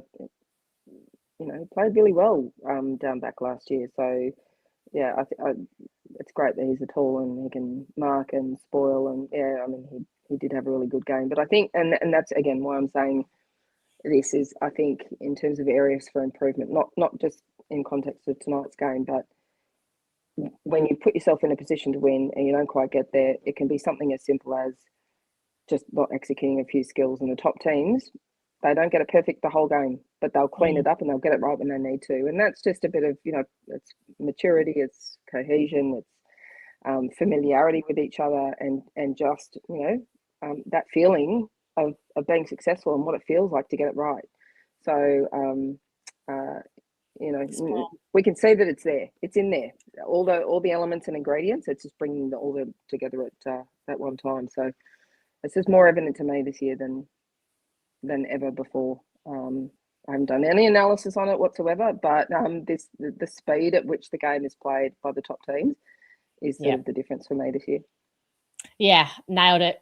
Absolutely nailed it. And it's a faster game than ever. I think the stats back that up, but even the eye test, you don't need the stats for that. You certainly don't need the stats for anything. You have a very good grasp on the game, Ange. Love your insights. Thank you. Are you heading to the game next week? I don't think so. I haven't even looked yet. To be perfectly honest, I haven't looked yet. But yeah, I'll be keenly watching. Topic for next time. Yep. Which I definitely want to dig into a bit more, because I think it's really relevant for your channel and for lots of the YouTubers and podcasters and so forth, and the fan cams and everything in the community, is the old man media versus the fresh new fan driven media. I've been very fascinated to hear and the squealing and the carrying on from old man media to get headlines versus the content that people actually want. It'd be fascinating if somebody actually had a look at how many fans engage with, fan-based media like this, as well as, DDF and Type Media and the Marmalade Boys and everything like that. I think this is a real movement, and it makes watching footy more enjoyable, because you've got a community of people you've never met before, or you do meet through these channels, and an ability to express yourself and listen to others' opinions. So yes, that's for next time. But yeah. Well, I love that conversation. I love that conversation. It's just each week they're getting a little bit more triggered, old man media, and they're just looking for that edge. And unfortunately, they're crossing the line more and more often at the moment. This year, we have seen some crossing of the line, and it's bit them in the arse, and that's what you get coming for you. But exactly. Thank you so much, Ange. Absolutely love you. See you next time. Thanks, everyone. Thanks. See ya. Bye. Love Ange. How good is Ange? Amazing. Let's talk to another Ange. Hello. Hello, Ange. How are you? Oh God. Just sad. I know. Because it's like, I know. You get the draft pick at the end of the year. I understand. But at the same time, when you're in games like these, you're like, there's a chance, and then it doesn't happen, and you're just like, it's a rough time. I agree. And I think I saw somebody made a comment saying, the amount of people in here are happy with the loss. I don't think anybody's happy with the loss, but what do you want me to do? Do you want me to throw this at the screen? What exactly do you want me to do? Jump up and down here, pull my hair out? There's only so much I can do. I'm not happy. Nobody's happy with the loss. Is that fair to say? No one's happy with the loss, I think. The whole honourable loss thing I dislike quite a lot, right? 100%. Because let's be honest, we all would want to win this one, especially because it's Freo next week, and goof. It's there were a couple of moments, but I mean, the kids can't do everything. True. Okay, yes, if you remember the Roby run out towards goal, and he had the ball and he shot, and it's like, misses everything. Oh, did you see the big ginger did this? He was standing right there alone, and I could feel that he saw it was Roby. He looked at Roby and he saw it was Roby. He didn't want to give him an absolute belting, but I thought, little moments. Right, just things like that. And honestly, a few games more, he kicks that. Yes, true. Ange Cam. I should change the name to Ange Cam. Let's make it anybody else watching called Ange. I need you to call on just to make it a perfect 3. No, continue, Ange.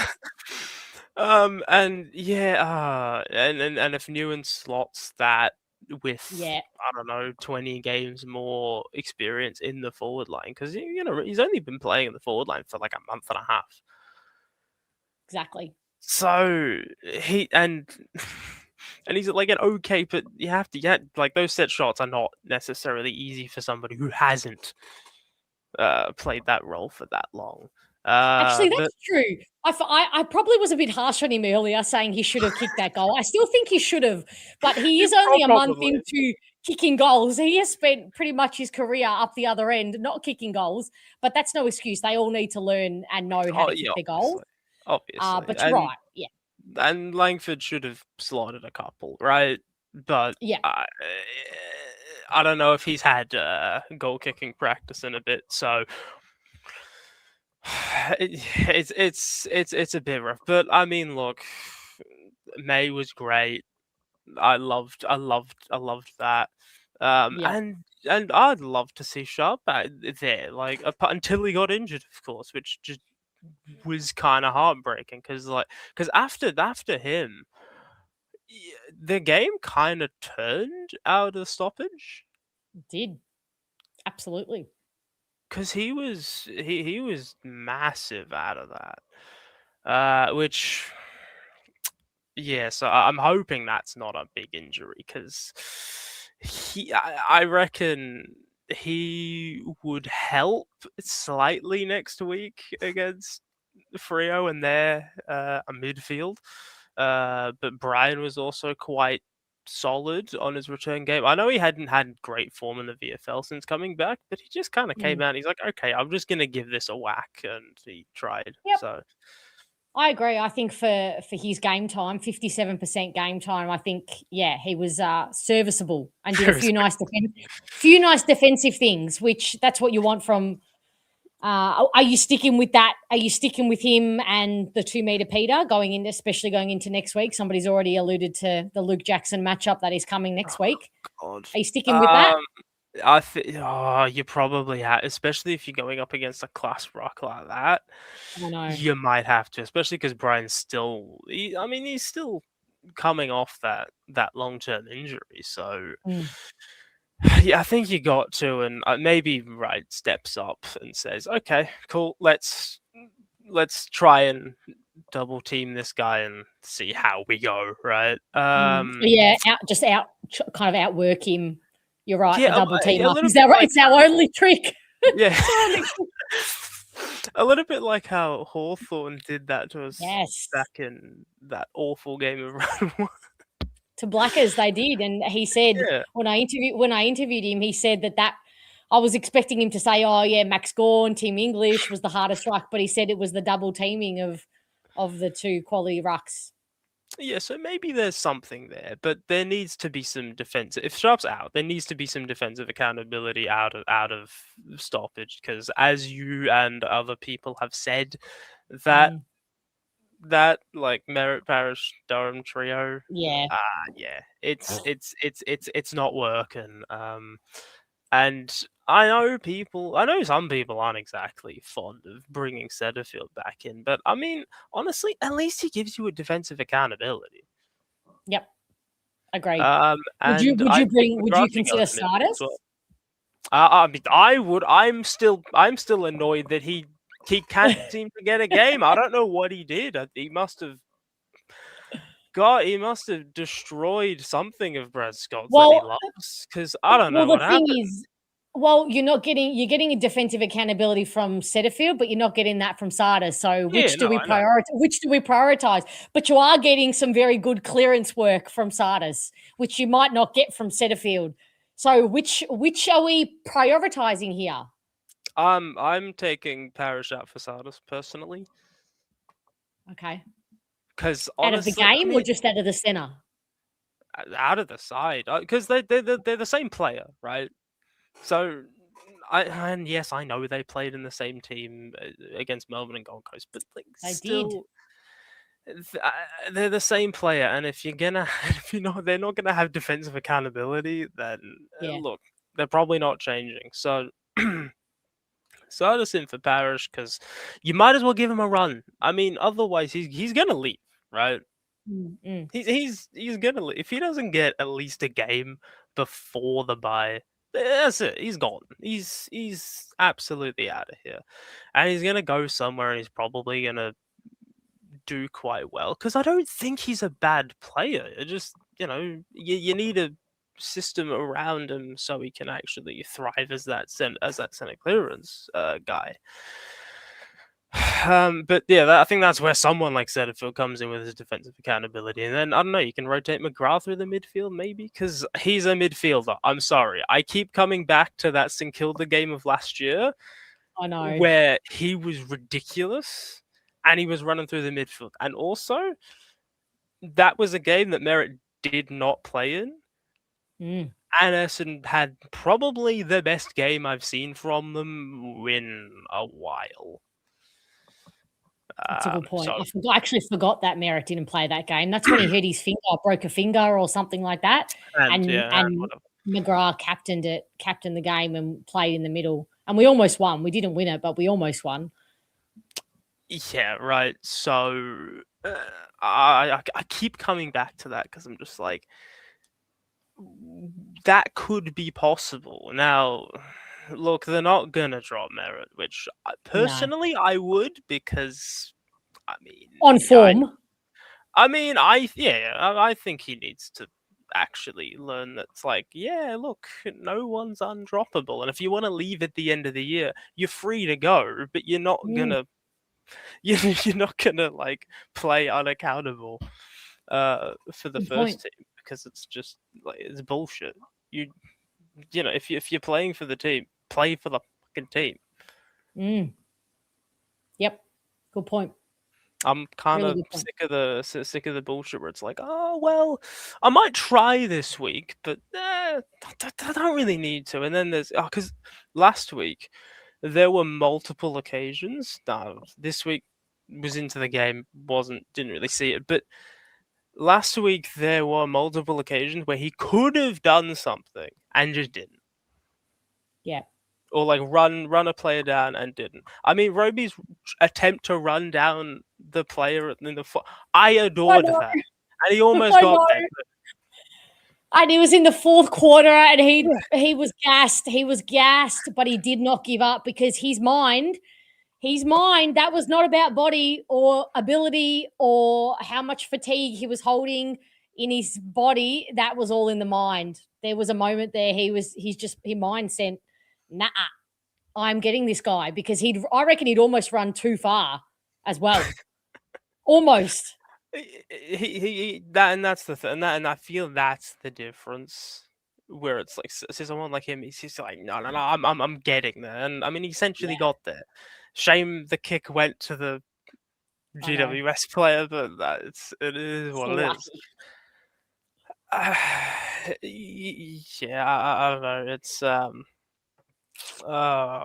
It's a rough loss. Agreed. We should have won it. Let's be honest. Yeah. Ahead at halftime. Ahead at 3. Oh God.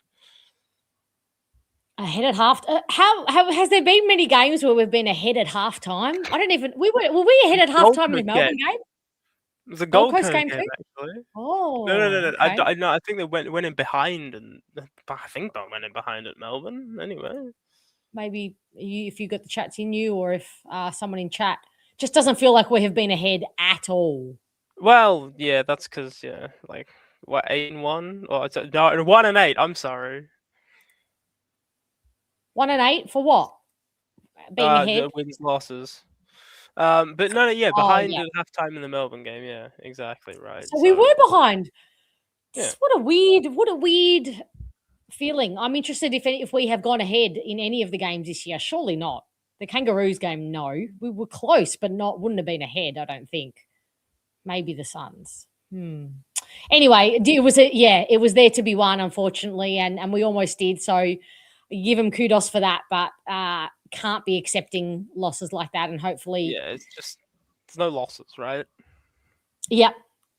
Got to set the bar high, got to set the standards. The standards have to be high, but in fairness to them, they did look gutted at the end of the game. So I know Kane Corns was giving Carlton a hard time last night because they were happy.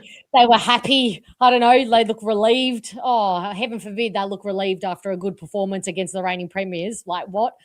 But our guys really looked really upset. Okay, Atush. Atush would like to tell me that the poster, he likes your poster. The gamer at work. Yes. Fucking absolute. Yeah. That's a classic one from a while ago. And somebody else wanted you to play us a song on your guitar, but don't worry, I won't make you do that unless you'd like to. Maybe next time have a song prepared. Oh no. Are you a songwriter as well, or do you just like to play? No. Why don't you write Bomber Banter a song? Write me a song, Ange. Teach me how to play a bar chord. Oh, jeez. God, yeah, you're getting some tasks here in the chat. Bar chords aren't difficult. Don't worry about it. There you go. It's just no, no, because I've played like a while, but like it's sort of a myself kind of thing. I've never actually explored anything else. Well, it's a good time to start. You don't know until you do. But I will be. Songwriting is something that has intrigued me though, and like I like sort of looking into it, right? Okay. So I don't know. Well, I think you can do it. I believe in you. I believe in you, Ange. I think you've got this in you. Write me a jingle. Write me a jingle. Write me a song, and I'll play it at the start of the fan cams. All right. Oh my god, we will see how we go. I keep no promises. All right, fine, but it's a long season ahead, so I'm setting you that task, and I believe in you. So you can start your songwriting career. And TL says he'll sing it. But you got to play. You play the tune, and then TL that would require you actually coming on to the fan cams, though. TL, just to let you know. I'm not sure he's committed to that, but anyway, thank you, Ange, for joining us tonight. I'm going to be sad. Oh, I don't want to make him sad. Oh, he's going to be sad. Yeah, no, you don't want to make a tush sad. No. There's already enough sadness between all of us. So. That's true. We are a bit sad. We don't want to bring any more sadness unwillingly. All right, Ange, thanks so much for joining us, legend. Good to see you again. All right, see you, Peter. Catch ya. Love Ange times 2. It's always a good fan cams when there's an Ange times 2. Lucky us. All right, let's have a chat to Scooter. Hello. Hey, your name is not Ange by any chance. I haven't got my guitar with me. I mean, I've got my recorder. I've got my recorder from high school. Okay. Well, hey, I am not picky. I will take a recorder jingle. I'll write you a song by the end of next week, and for Bomber Banter. That will make me feel so much better about this loss. How are you feeling about this loss? Oh, it did feel like one that got away. Yeah, it felt very, very winnable the whole game up to about 40 minutes to go, and we just didn't handle it, did we? But I must admit, I'm a bit disappointed with some of the senior guys and that last 40 minutes. I just felt like, all right, pressure's on. What have we all got? And just didn't feel like, outside of maybe Peter Wright, didn't feel like many kind of stood up to the challenge.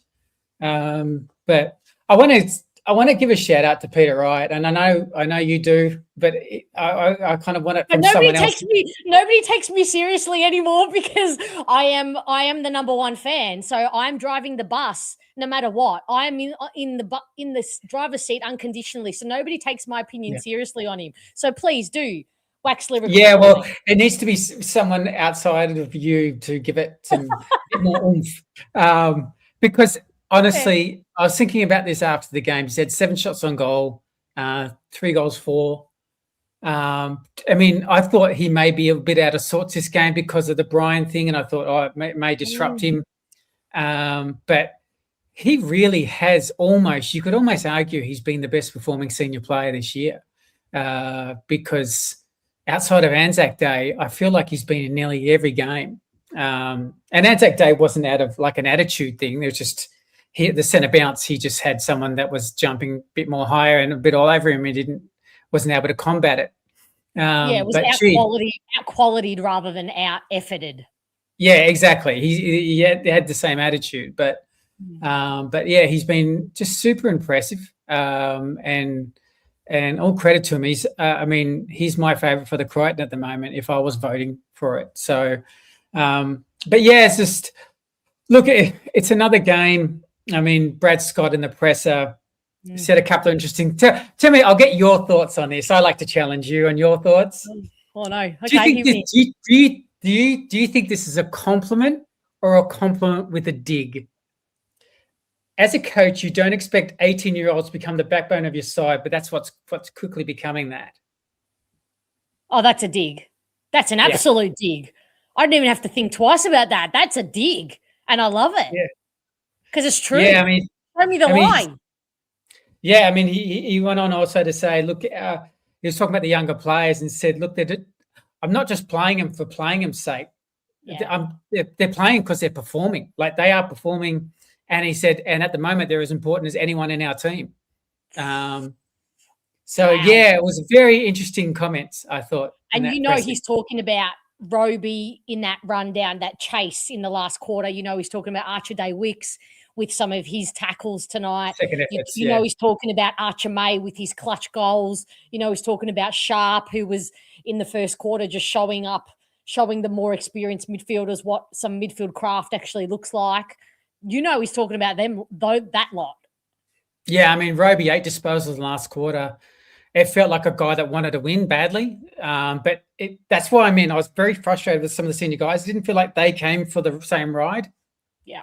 And Sharp down really hurt us. Like, I know Roberts had his disposals, but I actually had Sharp as maybe the most influential person on the ground. At that time, he had 17 and 5 clearances, and he was just really, really impressive. I just felt him, I just felt his presence in the game. So when he went down, it was, so let's hope it was lethal. I mean, it's a pretty good coming up against a pretty, I don't know, where would you rate GWS's midfield? Maybe if Freeman was here. Callahan's a gun, no doubt. Toby Green obviously rotates through there. So, I mean, there's good enough names. There's good enough names. Yeah. I thought that they're working there for such a young group. I mean, again, Brian Young in terms of his games played, they were showing them up. They were showing up the Merrett does Parish combo, which just does not work. Yeah, when Sharp went down, I think we're up in clearances by about 6 or 7. We lost by 2 by the end of the game. Yeah. And obviously Colwell out further impacted because you got the 2 out in a sense as far as rotations. And I know GWS would argue Kelly and Green, and that's a very, very fair reply. But it did affect because I remember we were talking and said I wonder if Sharp will play a bit of the Colwell role, and that's how I kind of felt like that would happen. He played the grunt kind of role, and he was so impressive of it. But look, long term, there's some things I'm just watching, and I'm going, Caddy and all these guys, and Roberts and Day Wicks, Archer May's 3 goals. There's a lot to like as well of what's coming through. And, Rowan Conley basically tweeted out that, the quicker you get this younger group leading this club, the better, basically. 100%. And that's obviously, and that's where it does feel like, and I don't want to knock the senior players because they came in with a pretty bad stage of a saga and everything like that. So I do have empathy for them, but it does feel that way. It does feel like there's this gap between the 27 and over and the sort of the 24, 25 and under. I kind of include a little bit of Nick Martin, Colwell and Durham in that, but it just feels like in the that energy. middle bracket. Yeah. Because I think they're around about the 25-year-old. So I kind of feel like that kind of group, because Nick Martin's a very high competitor in his, he's very, very, we know, even though they've been a bit out of form at some point, we know Durham and Colwell by nature are very highly competitive players. But it feels like that group under is really what what's going to move that group. And obviously Robertson, Caddy, and Kako, and these guys. We know we've obviously poor guy's been injured on year, but we know guys like Angus Clark are very competitive people. Very competitive people. Are we playing Jackson Pryor on a wing if Angus Clark is in this team? I don't think so. No, he's not quick enough, Pryor, for me. But he's doing it because for rotation purposes. He's not doing that. Maybe he's not even in the team. I don't know if Angus Clark is taking that position up on the wing. So we do forget about him. It's such a shame that he did that re-injury in the VFL in that Bulldogs game, because he'd be close to being back in this team from the original injury.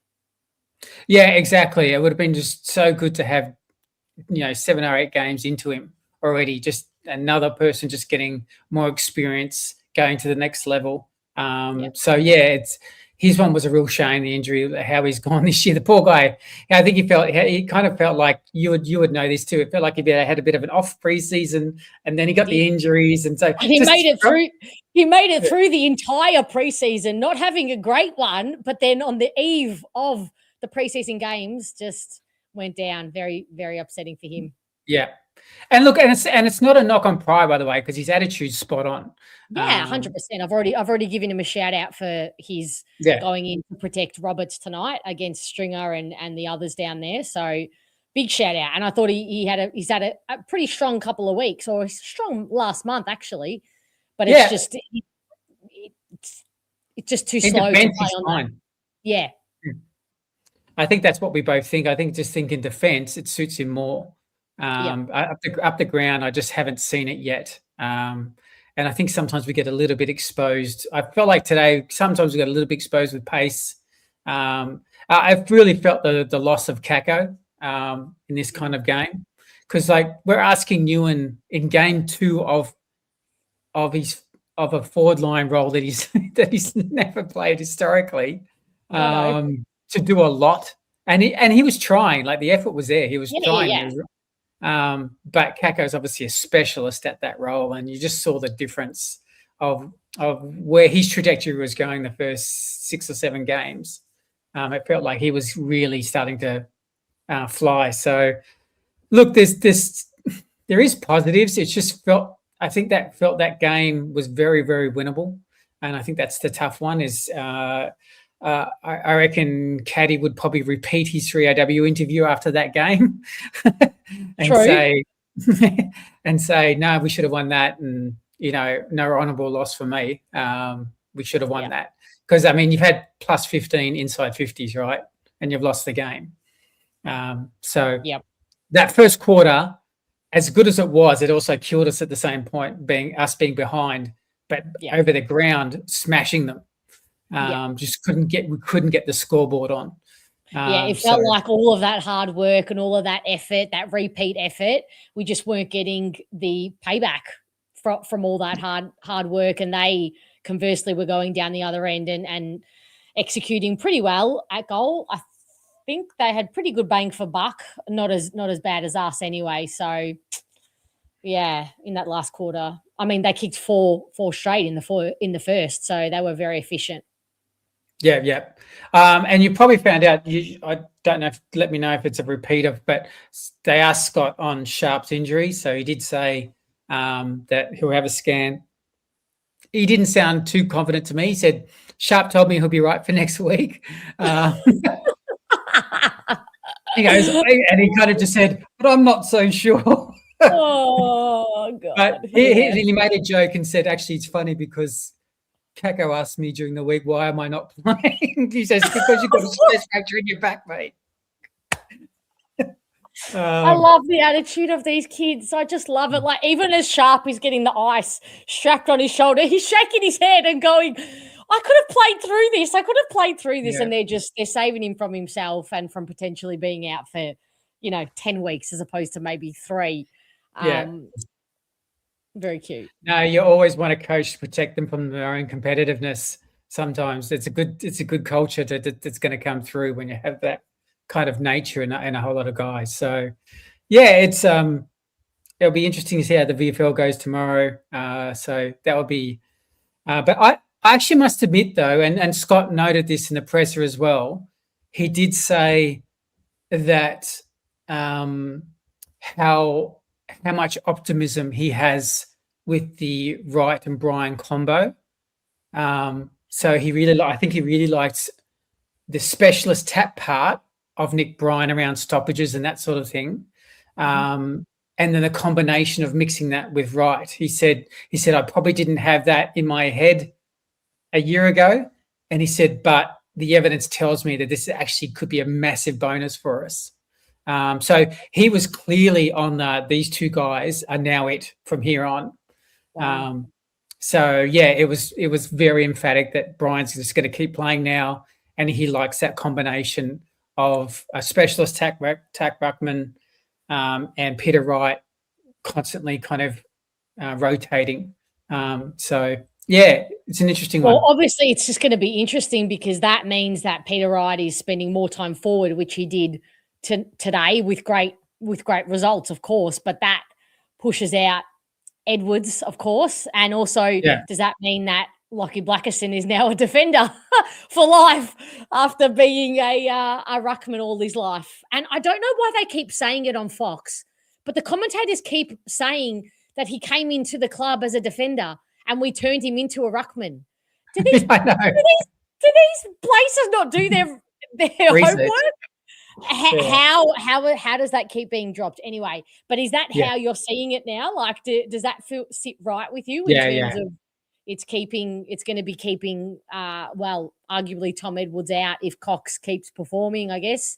Well, the body language of Scott clearly said Blackerson's, to me, Blackerson's a defender or not in the side. Wow, because it was like you'll see it in the comments. It was like you could see how positive what he saw in today's game between the two rucks. And that combination, you'll see it in the press. Like it's pretty obvious to go in his mind. This is it from here on. So Blackie's he's a defender. So hey, he got 10 intercepts. So you got... To his credit, he had a very, very good game. 10 intercepts. He was leading the kilometres covered. I don't know if he ended at the top of that leaderboard, but by halftime he'd already covered a lot of ground. And granted, Cadman took him up the ground, and he went with him really well because that's part of his. I guess the good things he does is his athleticism and his ability to get around the ground, and he has that fitness base because he did train to play in the ruck. So he is very good as well. He can play that half defender, half forward, not half forward. What am I saying? Not fullback, halfback as a halfback. Yeah. And he almost kept Cadman goalless. I know Cadman had a lot of score involvements, but I thought he less panicking as well with the ball from him. Yeah, I mean, it's probably the only thing he would be probably slapping himself on was probably just 2 or 3 needless free kicks where it was a bit sloppy. Yes, and probably look bit May as well. They've both got a little bit suspect to that. May's a bit more on the competitive side, like you understand why it's a free kick, but it's out of his. He's out of his own kind of testosterone. Yeah, like all the blood rushes to his head. He's like, I want to get this. Yeah. Blackerston could just be almost like a bit, just switch off and a bit careless. Just a hand over the shoulder, just for no real reason at all, but it's just there. So I mean, you can tell he was upset at himself. So they'll keep showing that video, but it's Fremantle next week. How did you see Mason Redmond's game? He'll be better for the game. Not sure you need to elaborate on that, Scott. I mean, I did think his form was very good prior to their injury, so I'm going to cut him a bit of slack because I know we expect him just to go bang on Mason Redmond, but I actually did feel like his preseason and his form prior to the injury was actually quite good. So, but it was a bit shaky at times today. Obviously, the good goal, but Stringer, obviously, I felt like Stringer had his number a bit, and he's not he's never been known as a strong one-on-one defensive kind of player. He likes to, if he had a wish, he would play the release handball. So that's his, and he's, when he plays that role, he's actually quite good at it. So, but yeah, it was, classic better for the run. I'll just say that to be very polite and nice to him. I actually thought. Sorry, you go. No, you go. No, because mine was another player. So you go while we're on talking about him. Oh no, I was just going to say I actually think because he didn't fully complete training on Wednesday. He did a lot of it, but I think he may have been a little bit sore from the VFL last week. So I think that he's still working his way back to full fitness. That is what I kind of felt like. And he didn't complete the captain's run on yesterday. So I think they're just managing him still. I think him playing was more we need a leader. We need another leader down there. Andy McGrath was going to play there, but we're just going to be way too inexperienced and too young with Johnson and Farrell and Blackiston back there. So I agree, TL. Ridley would be the one that you get in there. And I mean, who goes out for Ridley? We don't know, but he comes in straight away. So on Redmond, I think he's just going to work his way into form, I think. Yep. Okay, my controversial take. So this guy's getting the ball the same amount as normal, around 30 times. There's something I'm a bit concerned about with our former captain, Zach Merrett, because I thought the last couple of weeks I've just sensed a change in vibe with him. And I actually thought it was a disappointing 31 disposal game. I just felt like wasted a lot of possessions, gave it up too easy, but it was even more just that there was the first time I could say this about Merrett for a while, where I thought there was a bit of half tackles, even in some things, and that normally he nails. So look, it's not end of world stuff. He was still fairly serviceable, but I just didn't think I just the last couple of weeks I've just went, these losses are piling up. Where are you at? And just didn't feel like he's mentally was in the game as I'm used to a Zach Merrett historically. I'll say that. Yeah, look, I think whenever analysing a Zach Merrett game, the reality has to be that it's done with the benchmark up here. So it's not because we're comparing him or being harsh on him. It's because his standard is so high and we have a body of work to compare him to. And the reality is, whether people like it or not, he is not meeting that level right now. And it started last year, but the body language and it's way, way off for mine, and it has been all year. I know he's had some good games. Even in the win, I still was not 100% convinced on the body language. And I'm talking, my lens is from a psychological point of view. I'm talking, and I'm not consciously. I'm not saying he's going out there and he's thinking, oh, I'm probably not going to be here at the end of the year. I think I've done enough for this club. I'm not going to go for that tackle. I'm not going to go run hard. He still wants to win the game. That's not a conscious thought. It never would be. So I have some sympathy in that regard. I'm saying it's a subconscious fatigue that I feel like I've done everything now. Why do I have to keep working hard? That would be a very human way to a very human subconscious thought to be having, given where he's come from. I don't want to give him an out, but I'm just saying that I understand from a psychological point of view why he is performing and why he is. I'm not. I don't think. But I will say in the same breath, I don't think it's good for this group, and I don't think. The stats are showing that when he's in the center, when he's in center bounce, he's not effective there. And I just think that it's all packaging up to be not good for this group, in my opinion. But he's not going to be dropped because the club want to keep him. So I'm not sure what we do. I think you said it on Thursday night that we need to put him on a wing or up forward, or maybe it was Pommy who said it. But in the center, we just can't keep carrying him there. Yeah, look, it's like I said, and I can see the comments because he still played a serviceable game, and that's what what you were saying at the start of your words is like if Roby had that game, we'd be going, wow, like I get that. Yeah, but this is so Roby's measurement and benchmark medalist. Yeah, that's right. So you have to judge it on that, all Australian caliber, high end talent player. Yeah. So trust me, we understand that. And he's still a professional in many sense of the words. He still trains well, still does everything like that. His personal preparation has always been lauded by players and coaches. So there's nothing there. I just felt like there's a slight shift in just I said it on our pod tonight. I said I feel like I'm getting 90% Merrett.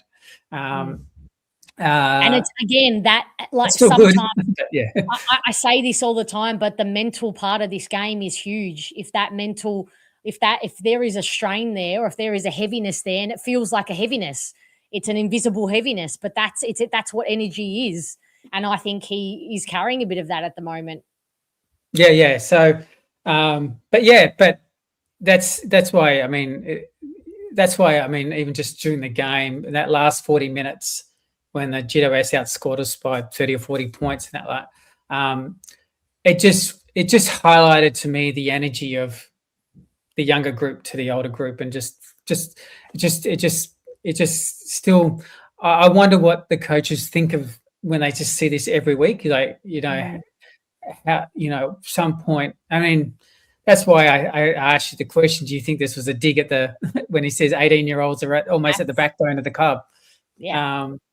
So, it's just a really interesting time at the club that there's still a transition to be made to that next group, and I'll be very interested to see end of year list decisions. And a lot of these guys are contracted, so they'll have to be traded. You can't just, but it'll be interesting to see how they view a Merrett, how they view a Langford, how they view a Parish, how they view look, trust me, there's not going to be a clean out, but which one or two do they go just makes that important little adjustment. So it'll be interesting how they view that. But like I said, there's still a lot of big positives tonight, which I'm very, I can see this next group really, really competitive, really wanting to drive the culture, really impatient. It's just it may take 1 or 2 years, but I think we're finally doing it as a club the right way through a patient.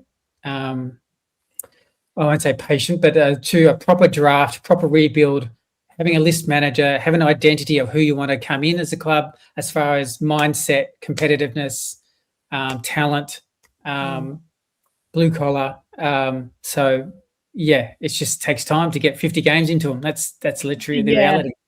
And I agree, Chris. I think there might be a little mini broom at the end of the year, but the reality is you can't broom them all out at once and bring them all in. Like we're trying to collect more players, and I say the word collect. It doesn't quite sound right in this context, but I'll stick with it for now. But you've got to collect more senior players with good leadership qualities like Fiorini. That's one step. He's not playing, but please please, when I tell you this, and you're just going to have to take my word for this, everybody, do not underestimate what the input and the what he's doing behind the scenes and off the field in terms of leadership with this young group. So that they're not just performing, clicking fingers and being good to stand up in these big moments. There's a lot of work behind the scenes that happened and happens during the week. So I think I was going to say, and like Parker from the Swans has made a big difference to North Melbourne, I think. As far as culturally, he's a tough player, and I always sense just watching Parker that behind the scenes, he's the kind of guy that would kind of grab a guy by the jersey and say, "Okay, no, this is my culture is 3 times better than this. This is where we got to be. If you want to be it, if you want to So I feel like that recruitment from North Melbourne was one of the smartest things they've ever done. But like he was being slagged off by Kangaroos fans last year. I wish I was the vindictive type to have bookmarked all those tweets and now throw them into people's faces. That's just not how my brain works. But the amount of slagging, oh, he's washed, he's done, he's a plotter, it's like last year, now he's God. So I just don't want people to underestimate that. This is just not all. It's just not all on-field leadership. There is a lot of work that goes in behind the scenes and a lot of work that goes in to some of these players and a lot more effort that some put into mentoring these players that others don't. And that's what makes a certain defender playing in the VFL tomorrow even more the treatment upsetting, because he puts in, and you will know this, Scott, he puts in some more effort and time with some of these young boys than a lot of the other senior players do off the field. So that's just one thing I wanted to say as well. And even more disappointing because, people will judge harshly on one thing, but there are others who don't put near as much effort to bonding and mentoring the kids off the field as he does. So anyway, moving on. I'm big. I've had my claws into Dane Rampy. I hope we can get someone like him at our club as well. I know TL just said Jake Lloyd as well. And, of course, Nick Loston is another name that's been thrown up. We're going to have to put the line, throw the line out and see what we can get back. No, exactly. I mean, wouldn't it be interesting if you threw, because you got so much salary cap, through $1 million that's still side bottom or someone random and say, hey, do you want an extra year in your career? And obviously people may say Pendles or something like that, but just those kind of caliber players that just have that cultural fit. So it's interesting who we would look at to see if they feel they need to do that. If say a Merrett was a decision made at the end of the year, I think you would need to. I'm not saying. I think you're probably putting too much on McGrath and Langford and Durham. I think you'd need a bit more, a bit more advice. I think the underlying point on their resume has to be finals or grand finals, even better experience, because this is now. It is filtered away from our club. I think Stringer was outside of now Fiorini, who has experience in winning a final. Last was Stringer, who had come from a successful background in terms of experienced that environment. Merrett has played in losing football, but I could imagine a Dangerfield at half forward for 1 year. Don't know if he's leaving. Is it Moggs Creek that he has a nice little I doubt he will. He's leaving that cushy life, but that's the realm. I think we all understand that that's the vibe, that's the energy, that's the realm that has to be a non-negotiable. And look, there are more intelligent people than I putting those feelers out, right? So, but we've got to stick out. We've got to land one, at least one. Yeah. But you're right on Fiorini. Obviously, you chat to him on your show, but you can clearly see, even with I only went to 3 sessions, match him sessions, but you could clearly see his voice was in the top 2 loudest. It's kind of like Redmond and Fiorini as far as instructions around the ground, and it was no real shock that suddenly he was in the leadership group. And from more reports, that was driven by the youth. That decision. So whether he plays or not, in a weird way this year, I wouldn't be too down on it. Like, I did see a lot of, what a bust of a trade and all that. And honestly, it's a short-sighted view of what you may not know happening inside the 4 walls. Because leadership is more. I'm granted that on-field leadership, again, it probably lost us the game in a way today. If we had some stronger on-field leadership, maybe it would have been a different result, to be honest. But you can't undermine the off-field, how much off-field leadership is also required as well. So, and mentoring. Yeah. Now, I did wear my Italian Sorrento T-shirt for you today. Contribute to your home. Lovely to the homeland. We love that. any kind Yeah, of yeah. yep. I wasn't going to wear my robe or but I mean, you should have. They were wonderful. Before I let you go, actually, we haven't spoken much about Farrow tonight. How did you see his game? Okay. Look, I'm not. I'll be honest. I feel like so far I'm on the Sharp and Roby. I feel like he's a little bit behind the others. Now, I've heard the opposite. I think some fans are the opposite because I understand his composure part. For me, and it's crazy because it's 5 games in. So what am I like? It's 5 games. He's a baby when it comes to experience, but he's one of those players I go, damn, there's a lot to like. You can see it. You know what you're going to get once 50 games hit. I can just see him get a little bit timid body-wise, physicality-wise. But again, he's playing in a team that's averaging 60 inside 50s that an 18-year-old probably doesn't deserve in his first 5 games to have an onslaught of delivery coming his way. Because if Zach Reed's showing it and Mackay's showing it, then a 5-gamer is going to show it sometimes too. Yeah, true. But I look, he obviously eventually wants to play midfield, so that contested side of his game and that physical side will have to eventually come through.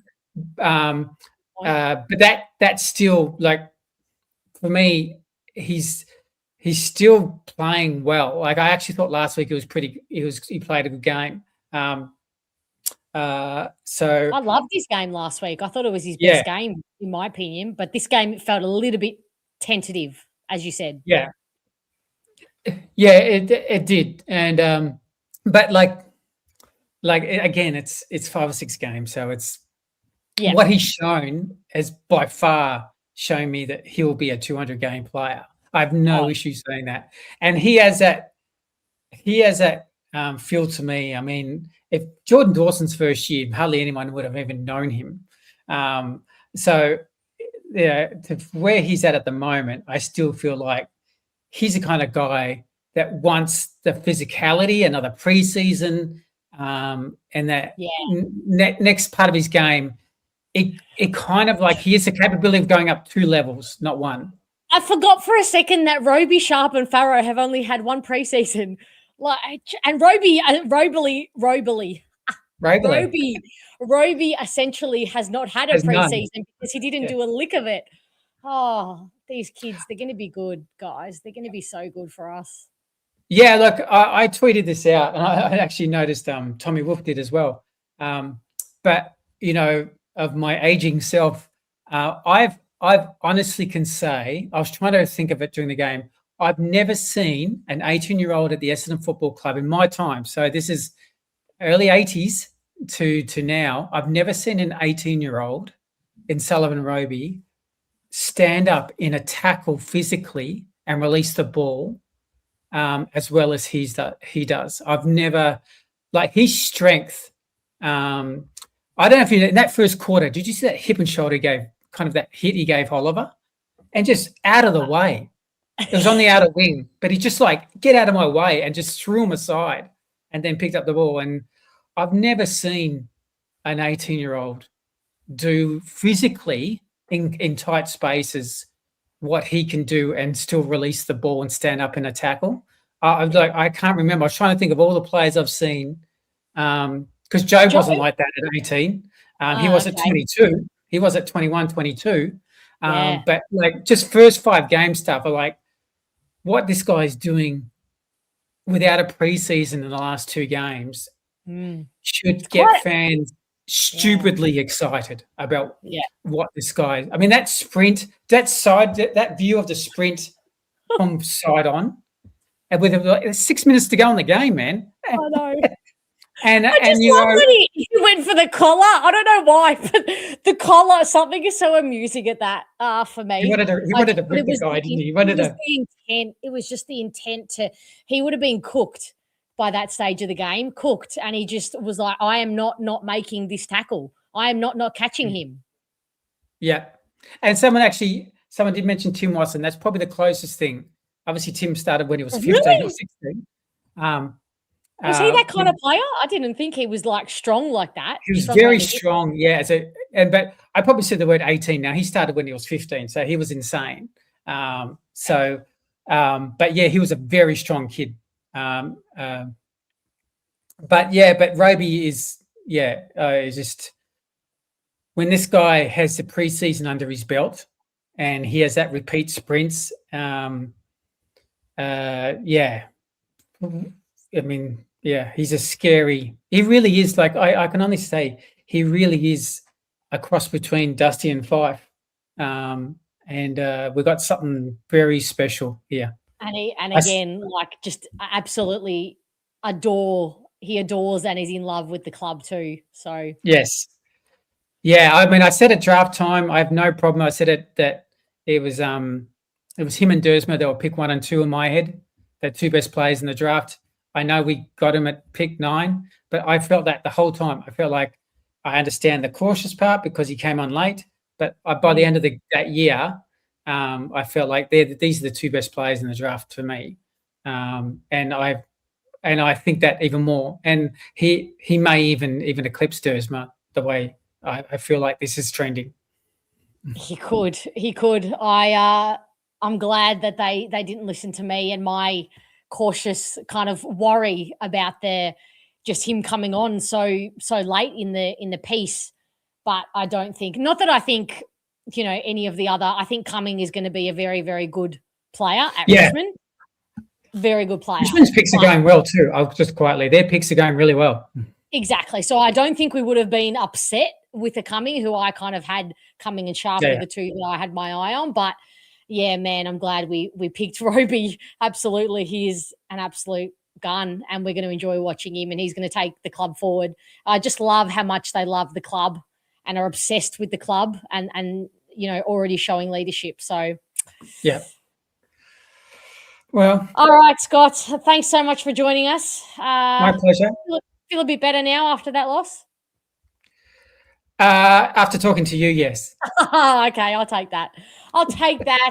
I'm sure we'll feel once we dissect the replay and everything, it's not going to be fun. But either way, thanks so much. My pleasure. Have a good night. Have a good Bomber Sunday. Bye. Catch up. Bye. All right, let's have a quick chat to Chris. Hello, Chris. Hi. How are you? Oh, that was disappointing. Like we were 26 points up and then we just faded away. Yep. Yeah. Like, I don't know, we just, the way I look at it, we just don't have enough players that can sort of like run quickly.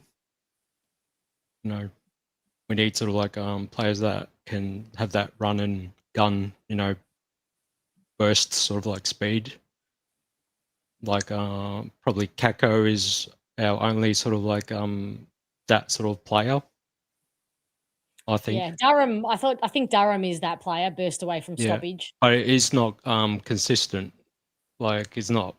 I know this year is not really showing that for the full 4 quarters. To me, that's what it looks like. I don't know about anyone else. I know. I thought May was better than Caddy to me. I think so too. Only because I think his moments were bigger and more pressure. Yeah, more physical, I think. Which is okay.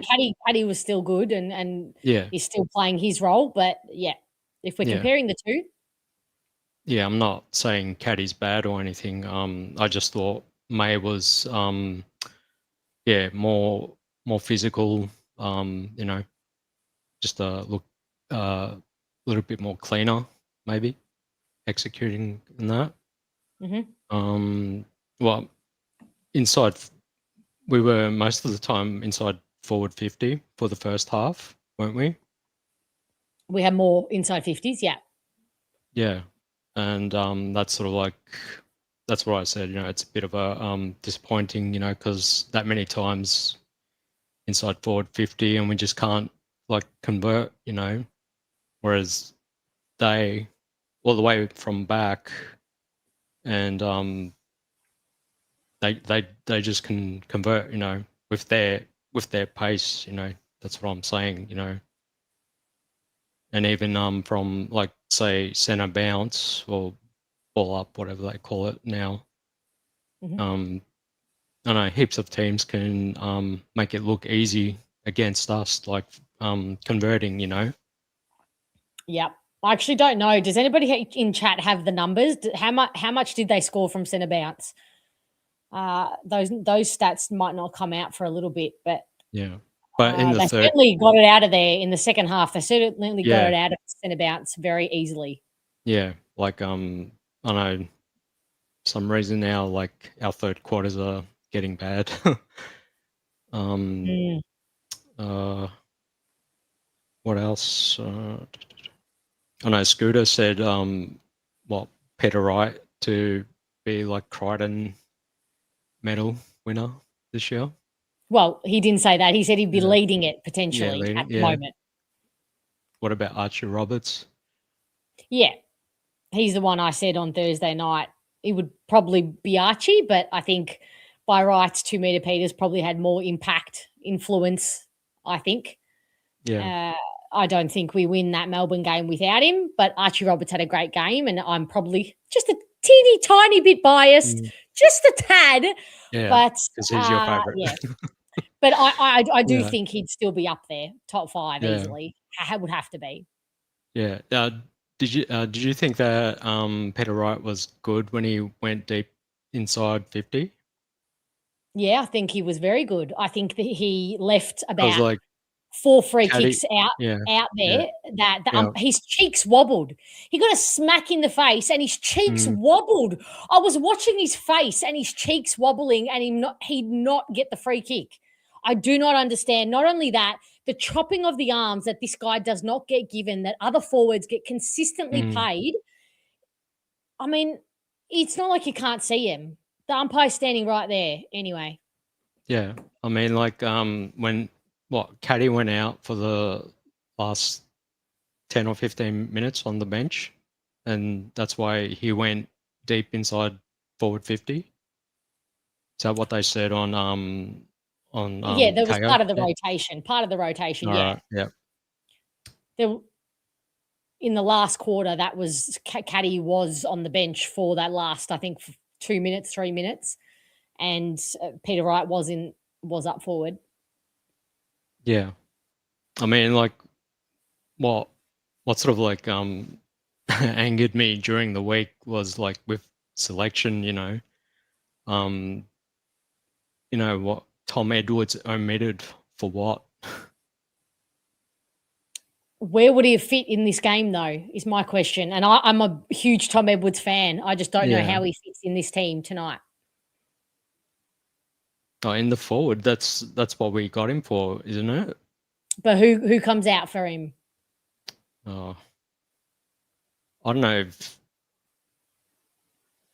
if Archie Perkins would have. I thought he had he had a pretty good game, Archie Perkins. But I also thought Edwards didn't do enough to get dropped. So yeah, well, they played him out. Well, they played him in wrong positions a few times, didn't they? Once, yeah. Yeah. Once on the wing. But like the point is, he kicks goals. It's what we want. Yep. But we got goals. We got return from the forwards who were in there tonight. I just don't know that Tom Edwards is the difference. That's probably what I'm saying. I don't think Tom Edwards in for this game gives us the win. That's all. I don't think anyway. So who do we take out for next week? Because like we need someone on Josh Tracy. It's gonna tear us apart. Yeah, that feels like it's going to be a team effort. Zach Reed, Blackiston, who knows? Ben Mackay might come back in. All the possibilities are up in the air right now, but will still Reid was absorb okay. Reid was okay. He had a better game, Better but the game bar was than pretty last low. week. The Yeah. bar was pretty low, so still, Yeah. I'm still persisting with him though. Definitely still persisting with him. So we'll see how he goes next week. All right, Chris. Yep. Thanks so much for jumping on. Okay. See you later. All right. Bye. Bye. All right, let's have a chat to Tush, the legend himself. How are you, friend? Doing great. I watched both of my teams.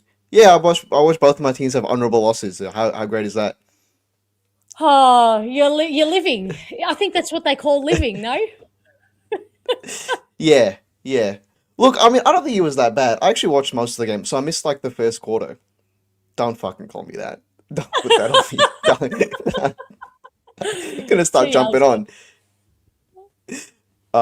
When you're in this environment, when you're in this house, Atush, that is what you hereby are known as. And next time you're on, I want to see that scarf changed to a red and black one. Thank you. If someone wants to donate me an Essendon scarf, I'll do it. I'm not buying I've got one. plenty. So. I'll get your address after this. I'll deliver it personally. All right, but look.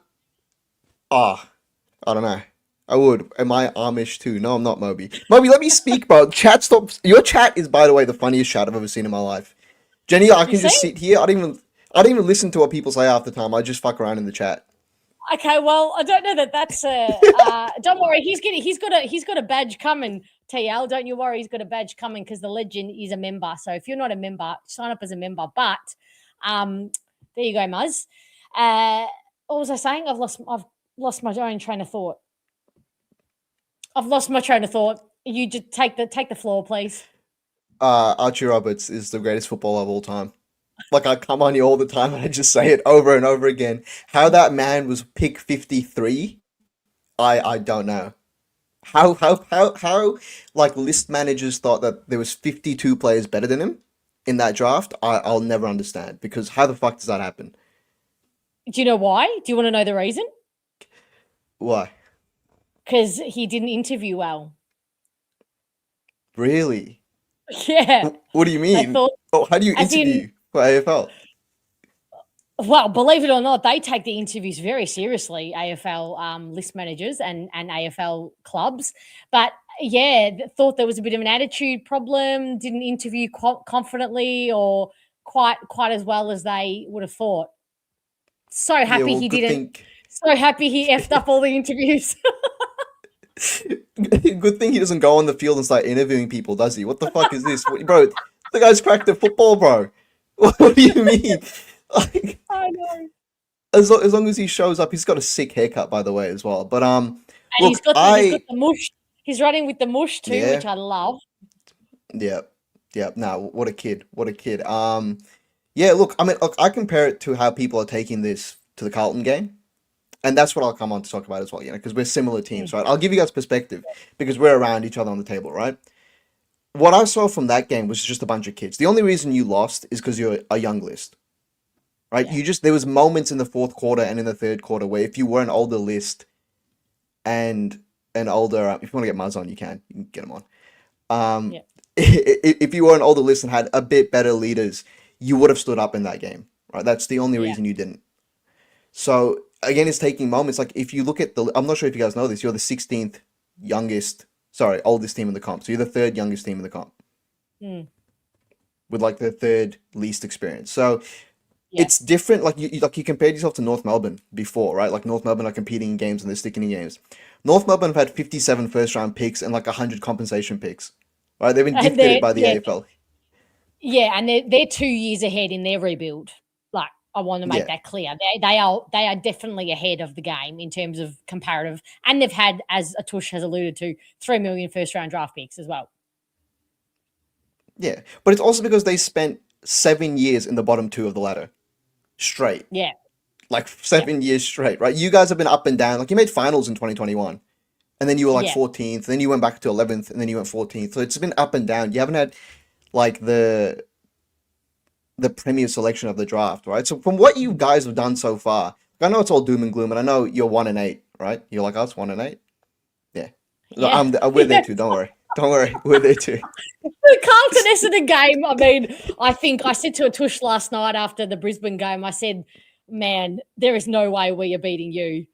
But then we played like we played today, and I'm like, maybe we do beat them. And then I'm like, do we want to beat them? Because it's the draft pick on. Yeah, it's the battle for 18th because Richmond will probably win a game by then. So, bro, honestly, just don't win. Yeah, I reckon. They've got one in them. Okay. They've got another one in them. Do we have another one in us? I don't know. Just don't win a game until we play you. Just don't win a game until we play you. Dude, that could be 100,000 people at that game, like 90,000 angry, at least 90,000. But nobody's there because they want to be. They're just all angry. Everyone's just going to be there full of hate, full of rage. We're not really there to support our teams. We're just to support not losing against each other. Yeah, genuinely, supporters might just want to lose because, I mean, what is Chris in the chat? You want Cody Walker? He's our father's son, unfortunately. I saw him playing the VFL today. Fiona, do you watch VFL games a lot? I do. I definitely do. How much did your VFL win today, by? 122 points. Doesn't that sound nice, Beautiful. chat? I don't know what that is. When's the last time even our VFL had that kind of game? Bro, I don't know the last time Carlton won. I don't know the last time Carlton scored above 100 points.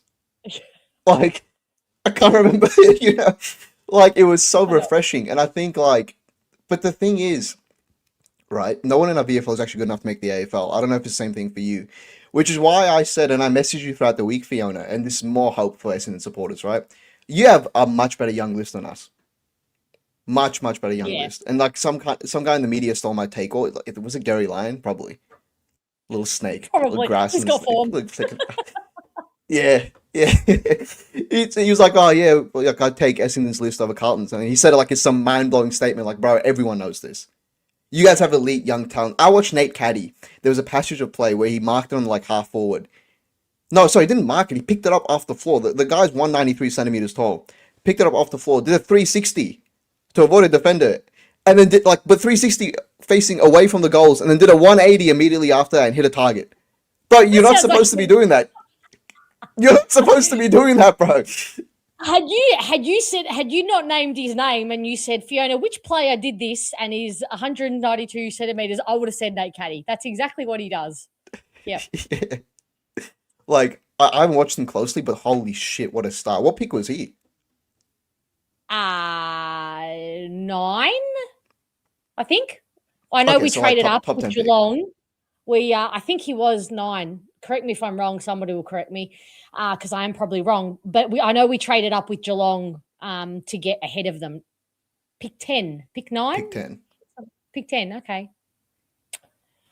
All right. Well, okay, so I thought maybe he's another one that didn't interview well.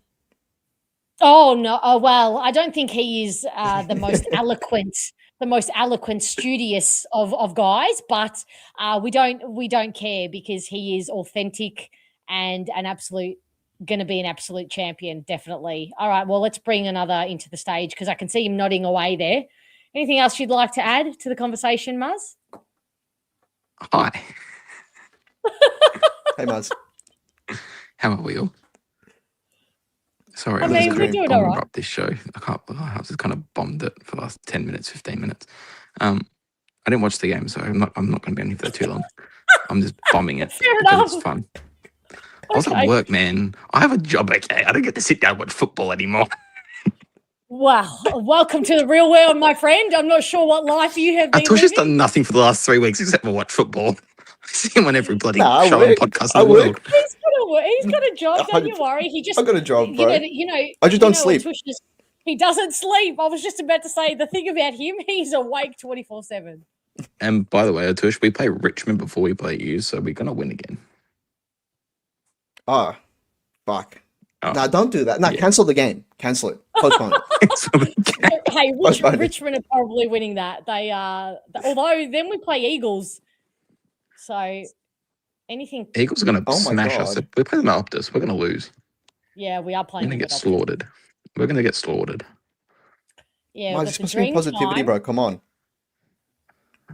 We've got Dream Time and then we've got Eagles. Oh, that's a 7:20. That's a 7:20 p.m. on a Sunday game. I'm going to the game Oh. against Richmond too, by the way, so I'll be there live in attendance. Dreamtime game. And then we have Carlton after that. And Oof. that's the game I'll be at work for, so yippee. That's Our game is Essendon home also game 7:20 on a Sunday. It is too. You're right. Oh, that's Queen's birthday 'cause it's- weekend. That's why. Queen's King's Day, birthday. Fiona. Sorry, long live the Queen or whatever the hell they say over there in the UK. Fuck sorry the if that's monarch. dis- Sorry. Can I just ask a few Sorry, questions about the game today?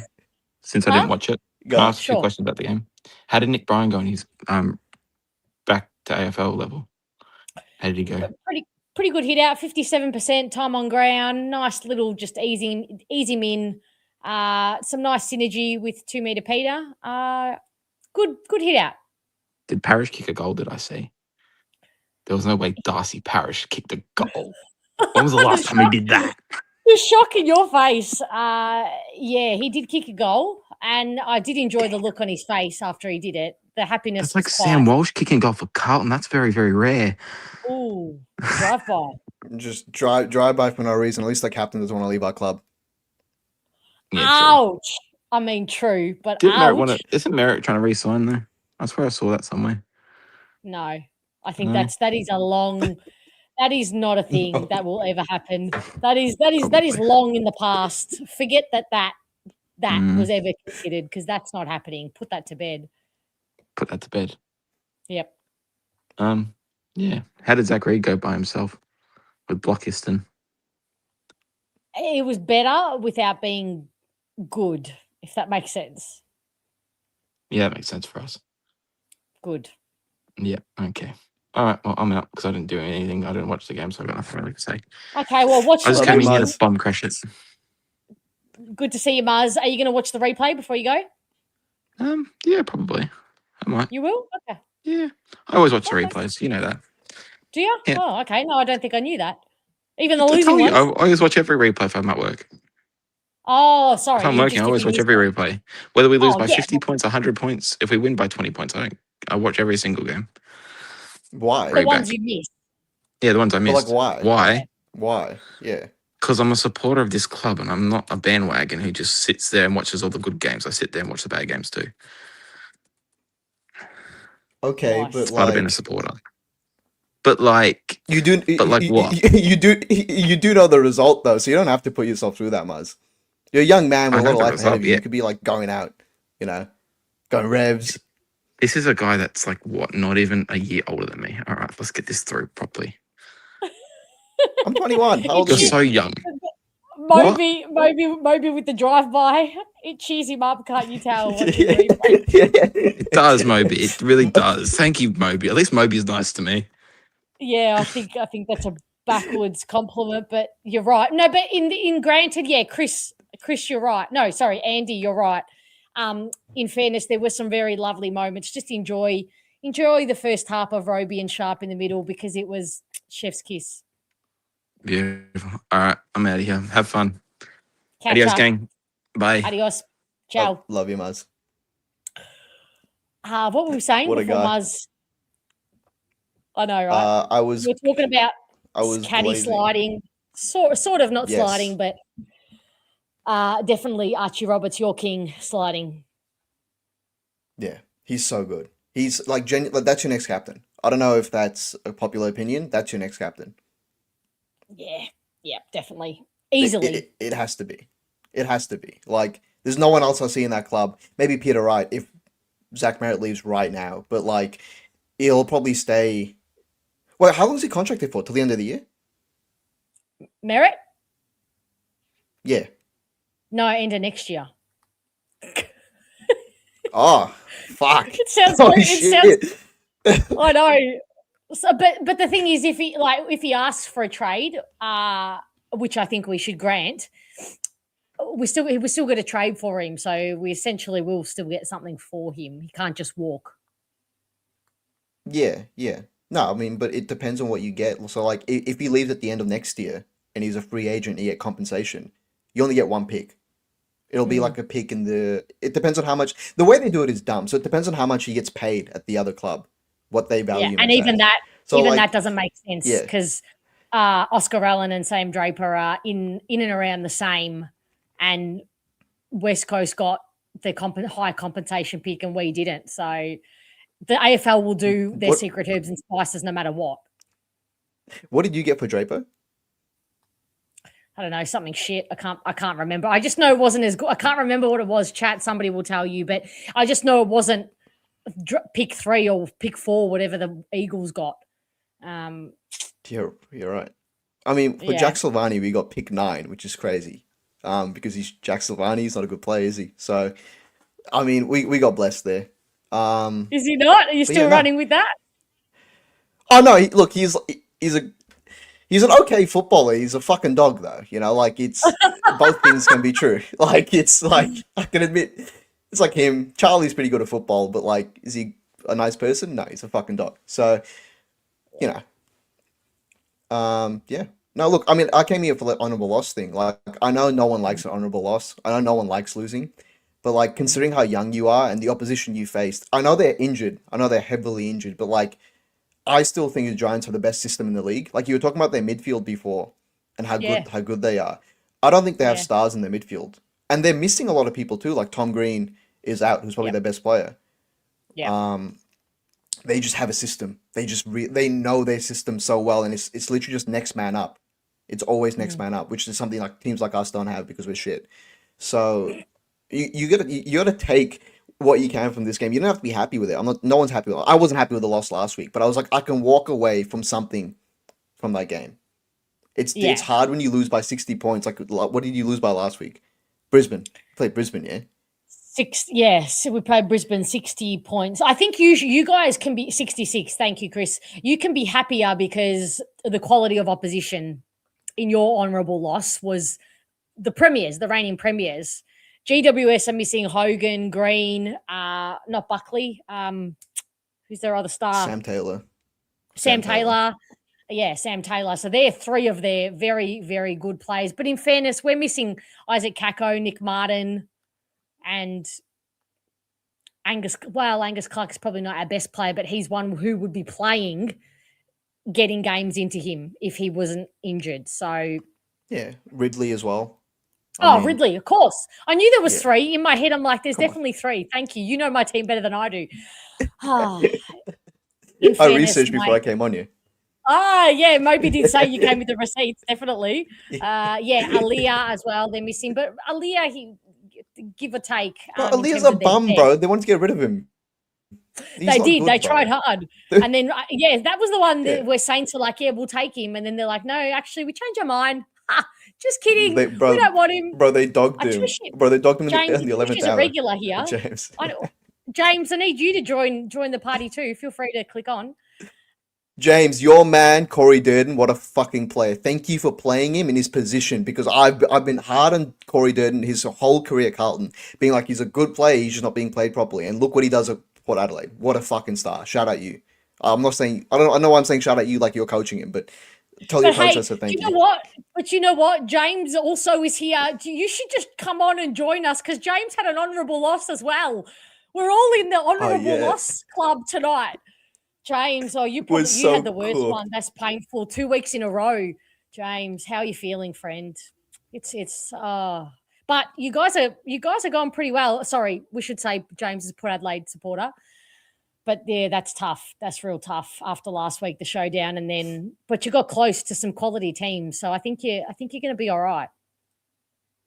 Yeah, no, Port are doing great. But I can't wait for Port to be good again because I actually like them. I don't like their supporters. I think they're a bunch of feral dogs. That is so random. Yeah. Why Port? I like Port. I don't like Adelaide, like the Crows. I don't like the Crows. So maybe that's why. I'm different. I probably feel more affection to Adelaide than I do Port Adelaide. Isn't that weird? Just who we absorb, which teams we absorb as kind of being, I don't know, just I just feel like they're not.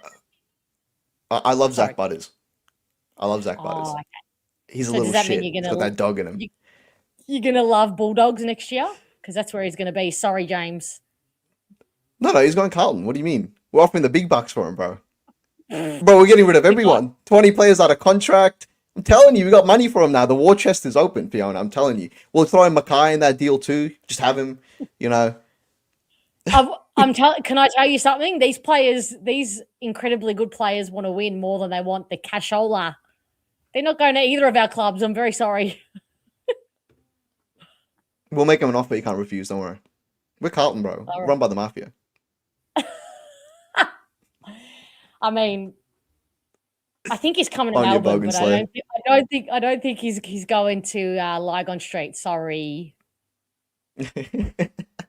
Let me dream, bro. My team's 1-8. Hey, join the club, all right? We're all in the shitstorm, but I'm so glad we're going through it together. It makes it feel better. You reckon Chris reckons he's going to Richmond? No.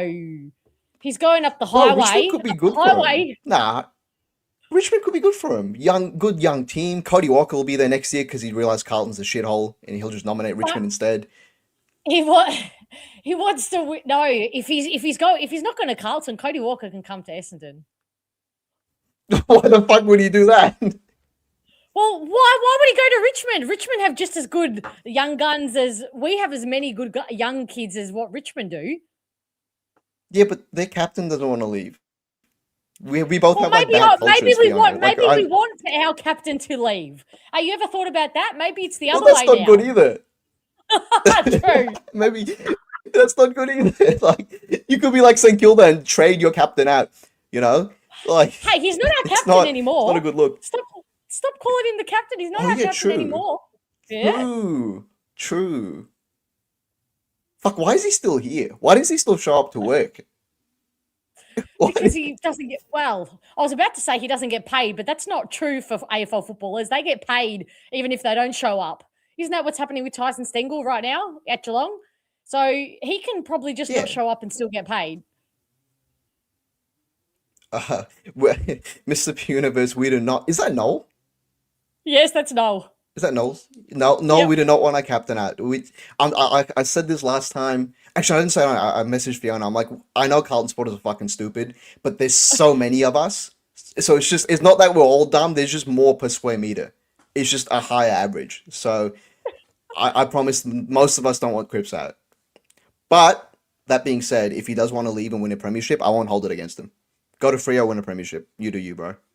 And you know what? You know what the thing is? Nobody would have held it against our ex-captain either had he done it the honourable way. And that is all there is to it, really. I would have still been upset, no doubt. I'm not going to lie. But had it been done the honourable way, there would not have been the explosion and the feeling that there is now. So, yeah, there has been plenty of Blues fans calling for his head. No, I agree. But again, as Atush said, it's the loud minority, isn't it? Yeah, no, it's just fucking idiots. And you mentioned YouTube. I mean, people go on YouTube and just yell. I mean, it's the best way to get views. So, Noel, if you want to start a YouTube channel, just open one. Be like, Essendon are fucking shit. We need to sack the coach, sack the club, sack the bus driver, get a new state. Like, just say that and you'll get views, bro. It's just... It's lazy, if I may borrow a Brad Scott term. Lazy. James, with the hard-hitting question. Well, no. Would you like to answer this question? How about you answer that question? Because I'm not answering it. But you'd be happy to. Yeah, well, I think Michael Voss is the worst coach in the AFL, which is funny because he's the third highest paid coach in the AFL.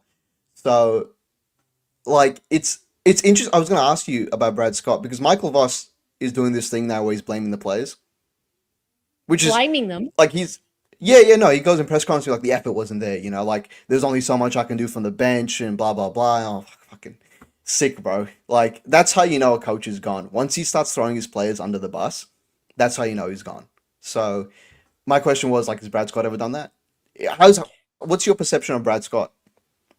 Well, he's done that once. He's inherently... throughout his entire... No, he did not throw him under the bus. I refuse to say that's what that was. But he has just inherently defended the players. Even when he was at Kangaroos, that's been his MO. He gets his back up at the whole... He's a dad in defending the players, always has been. But the players required being put under the bus, if I do say so myself. They needed to be held accountable, and they have not. And he's done it once this year. After which game was it, guys? Was it the Port Adelaide game or the Kangaroos game? Anyway, he lost the plot Was it the time where he said, no, it was the Port game, definitely the Port game. And he said that the senior players, I'm not bouncing back, weren't bouncing back, putting their heads down and not bouncing back after they made an error. So he's done that once, but generally he's been very consistent in never letting a bad word be said about them, really. Yeah, James, see, that Voss was not was a like great that. game. Thank you. See, Voss was like that at the start. Throughout his whole career, pretty much. Throughout his whole like coaching career at Carlton, his tenure. Like he's always been, like he's never said a bad word about the players. Even when he should have.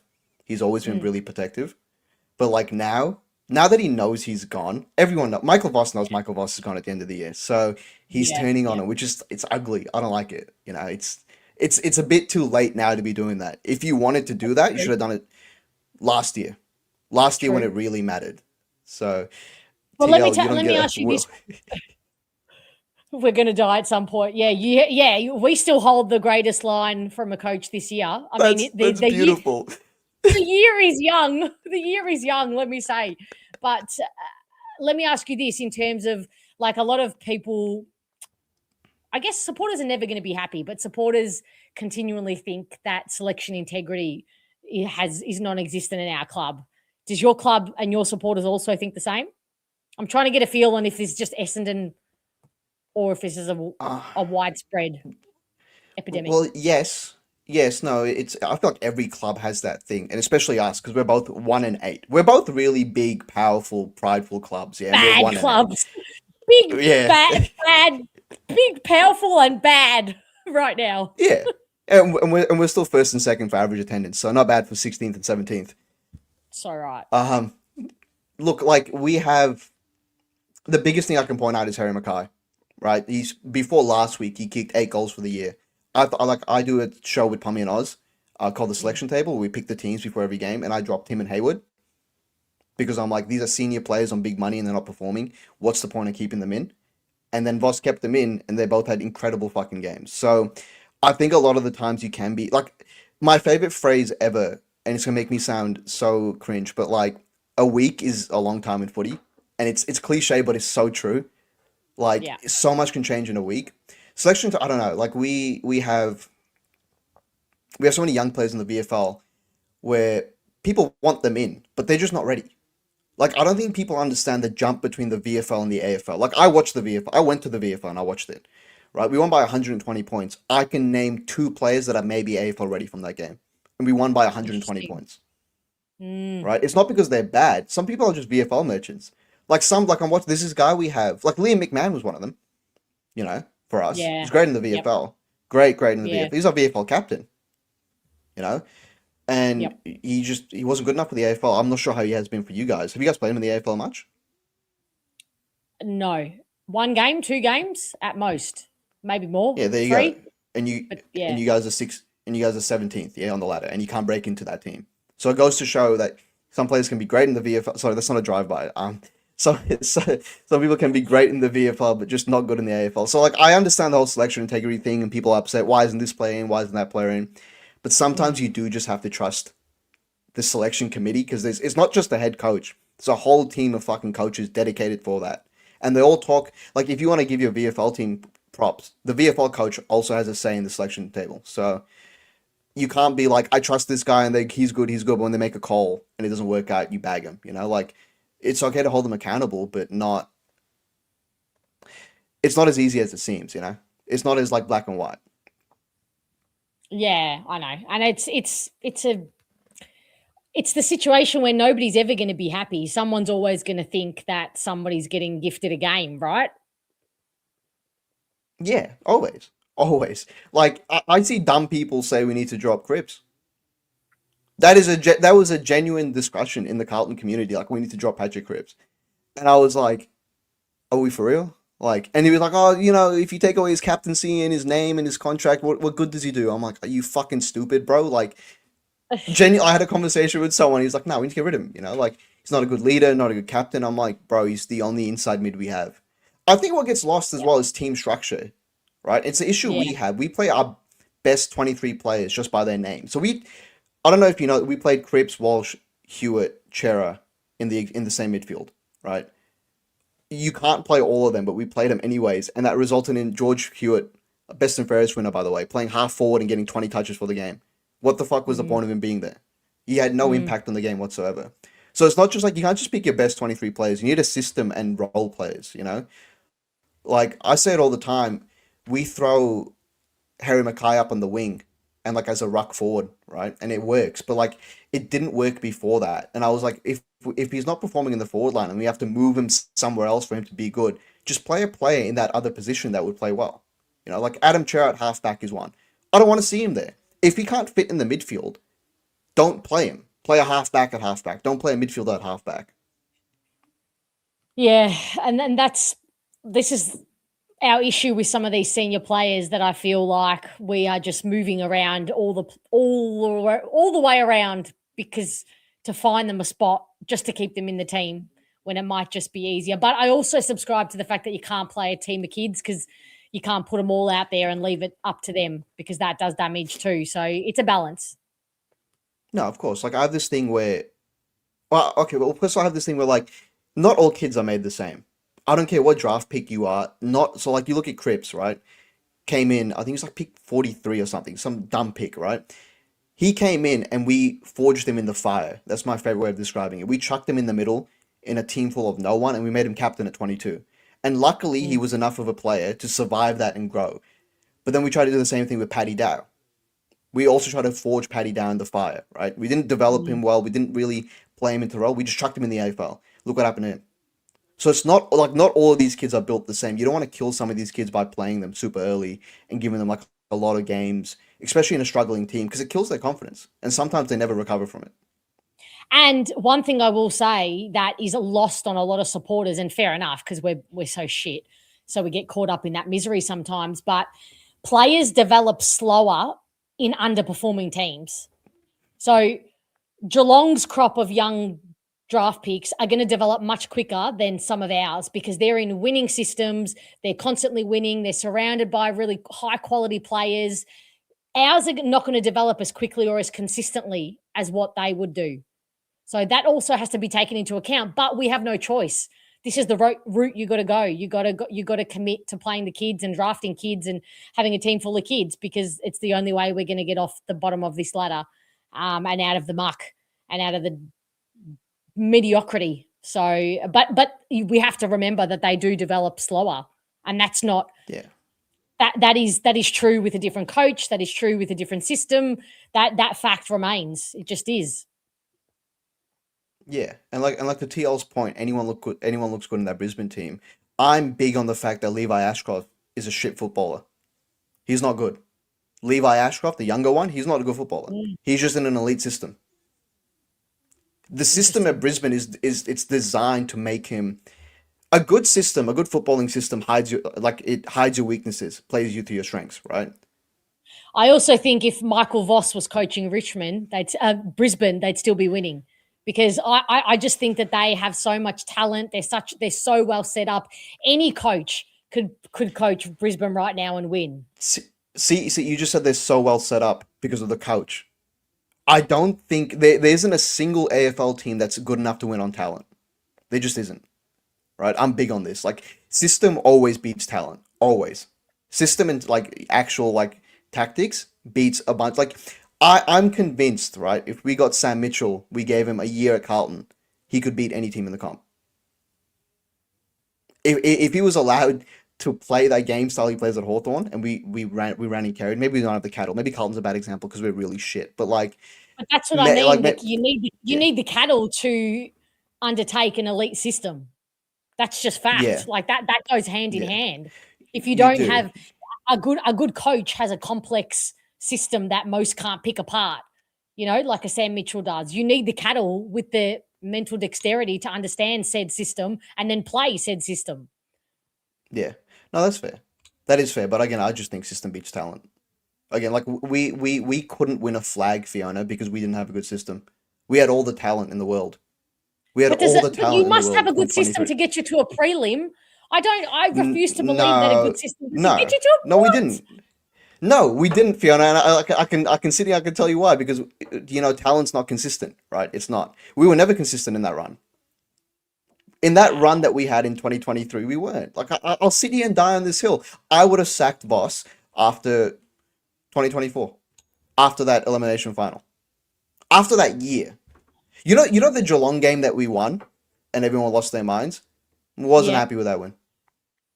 You weren't. Jeez. No, I mean, I was. No, I'm lying. I was over the moon. But like the weeks after really showed the holes in our system. The 2 weeks after, it was the Port Adelaide game and it was the Richmond game where we both won by like 10 goals. But I saw holes in our system, and it was like we were so good talent wise. Fiona, we had a Brownlow medalist as our captain. We had Kerno kicking 80 goals a year. Mackay was doing well. Everything was clicking. Wiedering was well. TDK was good, looking like the Luke Jackson of now, right? We were just really good at football, and we couldn't sustain it, and that's why you saw the fade outs, especially in that prelim in 2023. 5 goals up, and we faded out. That's why we faded out, because the system wasn't good enough. The talent only gets you so far. I'll die on this hill. Yeah, I agree, but I just don't think you have a bad. I don't think you make a prelim if you have a bad system. I just don't subscribe to that. It's very unlikely, but like we did it somehow. So like, okay, like, all right. So you're right. I see what you're saying. Right, you're the outlier. Okay. Yeah. Gotcha. Yeah, I think we were just that good at football, and vibes were fair hard. enough. Fair enough. And you had, like, as Moby said, 5 AA type players, Brownlow medalists, Coleman medalists. So maybe you did get there on just like a handful of very, very, very, very good personnel. Oh, okay. So what not to do? Carlton FC. Gotcha. All right, Atush. Okay. Thank you so much for gracing us with your presence. You're an absolute legend. I expect there to be a Essendon scarf up there on the background for your next appearance. Thank you very much. Okay. Sure thing. Anything you say, Fiona. Thank you for having me on. Love you. Fuck Michael Voss. Okay. Right. Catch ya. See ya. Bye. Yeah, interesting. It's a very interesting discussion, that's for sure. Thank you, Matthew. Some more coin for the positivity jar. Thank you, Adam. Sorry, I called you Matthew because you have that's either your middle name or it's your last name. Atush will be happy with you. Two first names. All right. And Ange. Thank you, Ange. Love having you on board. Let's have a chat to Noel. A little message for the GWS cheer squad. Did you see their cheer squad message? I didn't know they had a cheer squad. Did they have a cheer squad? Their message was something to do with strengths and weaknesses, and then they put the amount of days we haven't played in the final. Oh, you mean did I see their banner? Gotcha. Yeah, so this is the banner I got for them. Number of flags, Essendon 16. Number for GWS 0. This is true. There you go. You're so right. Enjoy, all 5 of you, GWS fans. I'm telling you, they had. Did you notice it too, Noel? Do you think they turned up the volume on the crowd noise? I'm adamant they did. And why don't we do that at training? If they can bring the crowd's noise up, that if the Boxtel can bring up fake crowd noise, maybe we should buy the tapes that they've got that they use and teach them how to deal with pressure with a loud crowd. It's training. Yeah. No, but this is on the broadcast. Yeah, it's on the broadcast. They've got some. You can buy video of people applauding. So you can do that. You can absolutely. I know And you can fudge the numbers you can record the Anzac Day crowd and make that noise and then turn it into a crowd anytime. That's what I do with my comedy. I just have a crowd noise here in the house, and I can practice people laughing at me. You don't do that. Are you joking? Collingwood just ruined my perfect tipping record for today. The pies getting done. I tipped the pies. I thought they'd win for penalty. So Down at the Cattery? Yeah, no, I was at the G. Collingwood you were a tush. Sorry, you were really in 144p. I didn't want to tell you because I didn't want to break your heart. I know you got very high standards. Sorry, Noel. Just to he didn't look. He still looked good though. It's okay. He always does. He does. Yeah. You've had some smart and intelligent people on here, so we'd lower the tone now on here. So that's cool. No, of course not. Well, of course not. You bring us home. There was look, I wasn't too disappointed. Oh, hang on a sec. Sorry, Noel. Isn't that true, Coander? For the F1, the added fake engine noise during the turbo hybrid era. Jeez. There you go. See, they can do anything. Yeah, they can do technology these days. Apparently, this technology is pretty good. I've been hearing rumours that it's actually pretty good, this technology thing. But yeah, but anyway, yeah, it's not an honourable loss, but you'd rather lose with effort. You'd rather see them. We went down because we lacked a little bit of experience in the final moments. We missed a couple of crucial shots that we should have kicked. But you can't be disappointed with the effort. Okay, we're disappointed that we lost, and we don't like losing. That's fine, and we keep playing in the state sides. Thank you, AFL. Keep dragging those in.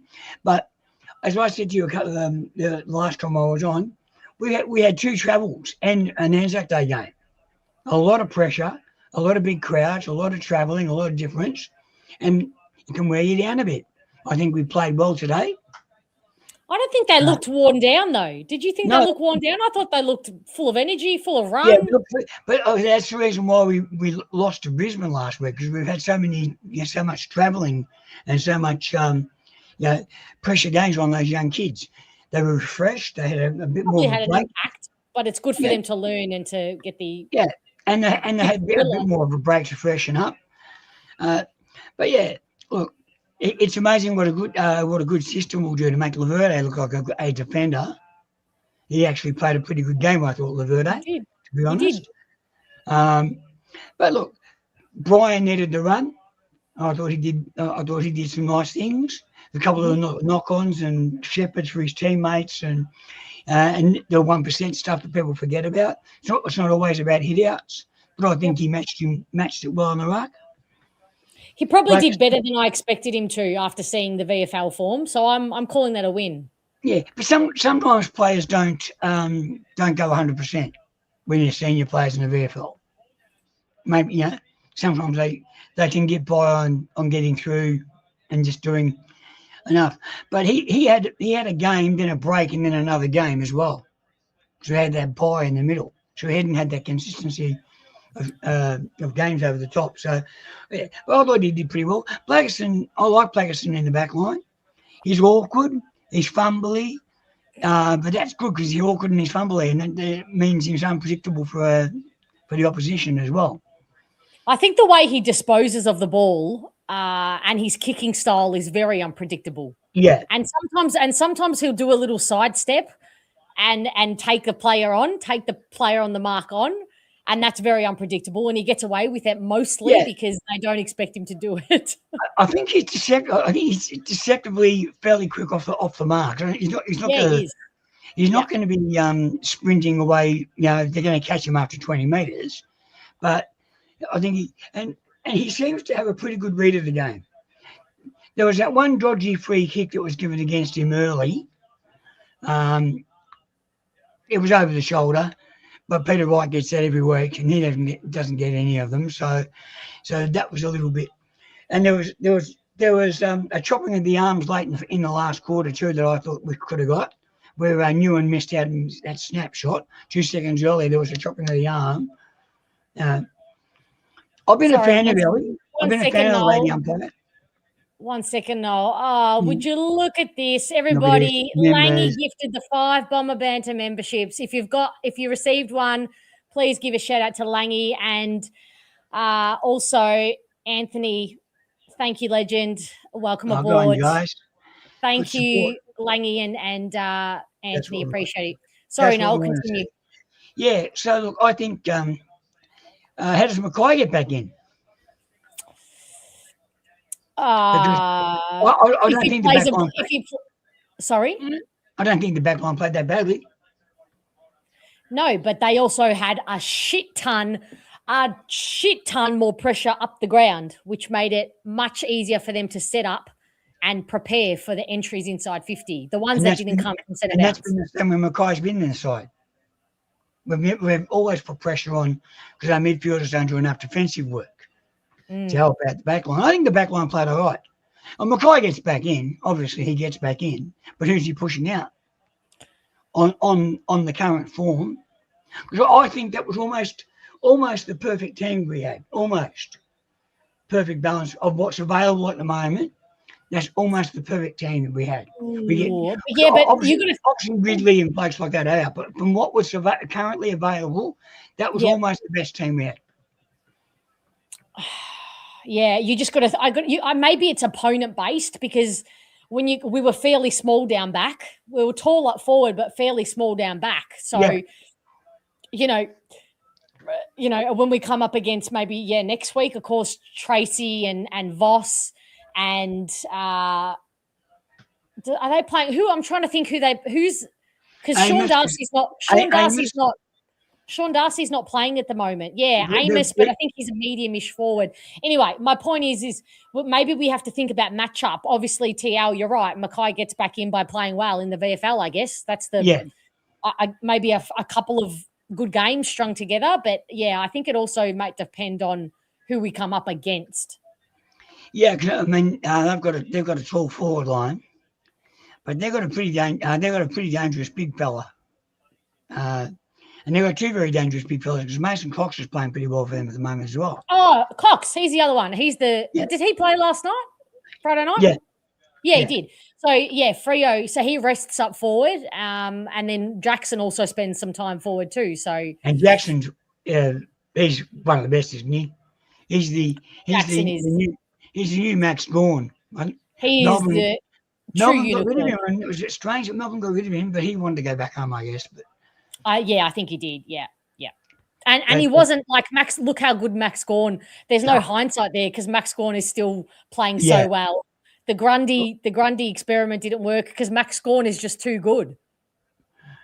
Yeah, and they but they're going to be in a bit of strife once Max Gawn's not any good. Because I don't know how they're going with their rock stocks. They don't have a. He's a special player, Max Gawn. He's more than just a ruck. He's just a sensational leader. Yeah, and a great leader. Yeah, really great leader. Yeah. Alex Pearce is. I think they've already ruled Alex Pearce out, Chris. So that will help our back line. They've got Cox. They've got Cox down there, who will be kind of their main man. But I'm pretty sure that they've already ruled him out. Well, and our boy Nick Cox was pretty good, in and out of the game, but he did some nice things. Good to see him put two games together. I think if he takes a couple, I don't know if it was Ange who said it or maybe Greg, but if he takes a couple more of those marks that he just slipped through his fingers, I reckon that's a solid game from him. I was going to identify as an Ange. Just so the answer going. I identify as Ange.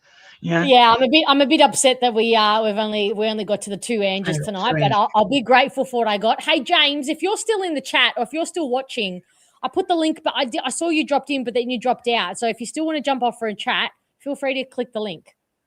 Continue, Noel. Yeah, Blackiston on Cox wouldn't be a bad matchup. Yeah, that's what I'm thinking. That'd be an interesting matchup. Yeah, Freo are a good side. They are up there as a real serious threat. I think, and I think it's going to be another. It could be the AFL dream of an all interstate grand final because they've been trying to get it for 6 years, haven't they? They've Brisbane had a Freo, you reckon? Brisbane Freo. Well, who knows? It could be Brisbane and Freo. Could be. Gold Coast had a win today, so the Nepo babies are doing okay, so they're fine there. Got to look after it. My usual bugbear about the umpires, I don't think they were all that bad. I wasn't screaming at my TV and having my neighbour bang on the ceiling as much today. So I love that your neighbour bangs on the ceiling. Oh God, I love that. He banged on the ceiling yesterday when I was cheering for Carlton to lose. Tush, if you're still here, Langy, did you hear that? I was actually, I thought that was what a great game that was. I was quite excited. I was very impressed, especially coming off Brisbane last week and what they did to us. My theory almost worked. You lose after you play Essendon and nearly came off again. No, actually, I wouldn't mind if Carlton had a win. So saves them having to try and win out when they play us, because that's a guarantee. Once again, we did the record thing. The Giants have only ever won 2 first quarters. So what happens? We give them a first quarter, because that's what we do. Oh. Yeah, there's a record to be broken. Come and play us. We'll look after you. We'll give it to you. Yeah, they haven't won the first quarter. I think they won 2 first quarters in the last 2 years or something. And we haven't won. We haven't won at Giant Stadium since 2018. So Yeah, it's a long time. there was also a stat too. There was 3 players who've only played 4 games together since they were recruited. It was Perkins, Reed. Was it Perkins, Reed, and I think the Cox. AFL stole content on that, but nobody's going to hold them accountable, so we won't go there, shall we? But anyway, yeah. So we had the tally was standing at 1 after today. Everyone, Cox, Perkins, Reed, Roby, Farrow, Sharp, and unfortunately, with Sharp's injury, we're not going to get to 2. Unfortunately, and who knows if Cox and Perkins will be in the week after that. So I don't know. Yeah, I think Perkins did enough. I think he did enough. He got his standard goal that he kicks pretty much every week. That was a pretty good bit of play, actually. He screwed up the initial contact move forward, and then butted up and kicked the goal. I think it was a knock on from Brian as well. There was some nice passages. I still think his delivery inside 50, he's one of the few who will lower his eyes and actually deliver the ball really well inside 50. So I'm hoping he can get back to his confident self in doing that. Our forwards weren't on the same page at times. He tried to put the ball into a little bit of space and Caddy didn't quite make the lead, but I'm hopeful that synergy might build. Caddy coming up the field and playing a bit more of a defensive role on the back flank there to help out couple of times. That might be to do with the fact that Edwards has been when Edwards is in the side, Edwards was doing the dropping back and Caddy was running up, so he continued to do that same style of footy, but there wasn't someone at the back following up doing the role that Edwards had been doing. Day Wicks played pretty well. He had some nice disposals. Johnson was pretty good. Yeah, I don't think there was too many bad players. I think everybody contributed. Yep, I think that's fair. I think there were some that were a little bit classier than others, and some that turned the ball over and didn't quite make the right decisions at important times more than others. But generally, I think it was pretty good contribution. Yeah, I think across the board. I mean, the little nugget, wish he'd kicked the goal. It would have just brought the house down. Oh, who knew he? Yeah, Nugget. His first goal in league footy in senior footy would have brought the house down. It would have lifted the boys, I think. Might have just been that sometimes you just that one little thing you need. Because I mean they got a couple of goals from kicking it from nowhere and it bounced, at right angles and rolled through for a goal. It really pisses me off with those kind of goals. He's not trying to kick a goal, he just bangs it up there and suddenly it bounces in and they lift the team as well. Those sort of goals lift the side. So Newey and the Nugget kicked that. And he had the snap. Well, that could have gone anywhere, but he had a chance to line it up. Langford missing. But gee, your two boys played well, didn't they? Peter Wright and Archie. They both did. They both played so well. Archie May's got a fearsome presence about him too, doesn't he? He's got that. They get out of the way when he's coming through. He reminds me a bit of Roger Merrett. Roger Merrett was a bit inconsistent, but when he found his form, he was one of those blokes that the feel of him coming in and taking that big mark and could go back and kick that goal. That's what we want. And that was both him and Peter Wright, that presence for a big bloke. You're saying we didn't have any small forwards? We've had the Davies, we've had Menzies, we've had Smart. We've tried everybody. No, we just can't find a quality one. Well, we need to change that ASAP. No, ASAP. What about El Haka? Get him in the side. Let's get El Haka in the side. El Haka is playing tomorrow. I'm hoping that he he will have a very good game because he's kicked 3 to 4 goals minimum in the last kind of month. So he had a hip injury though, didn't he? He had a hip injury, so he may be a bit doubtful. No, he trained fully and looked perfectly fine. Was running and chasing. Okay. Yeah, so he will play and he will be perfectly fine. And I think they'd have to consider. El consider him. El Hashkar. There's no H. What are you saying? Why are you bringing a H into the conversation? There's no H. Hashkar. H. There's no H in it. There's no H. It's an A. Yeah. I think they'll seriously have to consider him, but it would mean dropping, Perkins or. No, I think the nugget goes out for him. No, we're gonna have two. We're gonna have two. Yeah. At all times. I'd like to see it, but yeah, there isn't that many changes. You probably have Sharp go out for and El Hashko. Asher goes in for him because Sharp's probably going to be out. I think Caldwell will come straight back in for Sharp. Is Caldwell got another week? Or is he going to be right? No. My gut says no. My gut said it was precautionary only. So I think he'll be back next week. Yep. And I think Lewis Hayes is not far away. So probably after the bye. 3 weeks. Yeah, so after the bye. We play Melbourne again. We do play Melbourne again at the MCG. I don't feel confident that we're going to get another win out of them this year. But anyway, we'll pocket one and we'll move forward. I've got AFL membership, so I was seriously thinking I'll buy myself a seat for the Richmond and Melbourne game. But I really want to go to the Collingwood Melbourne game, that the ice bucket one. Just for the atmosphere. I've never been to that one. And I've got a brother who barracks for Collingwood, so if he's not working that weekend, I'll shout him a seat or something. We'll go together. Nice. Just for the exam, just to see the slide and for Neil Danaher and all that sort of stuff.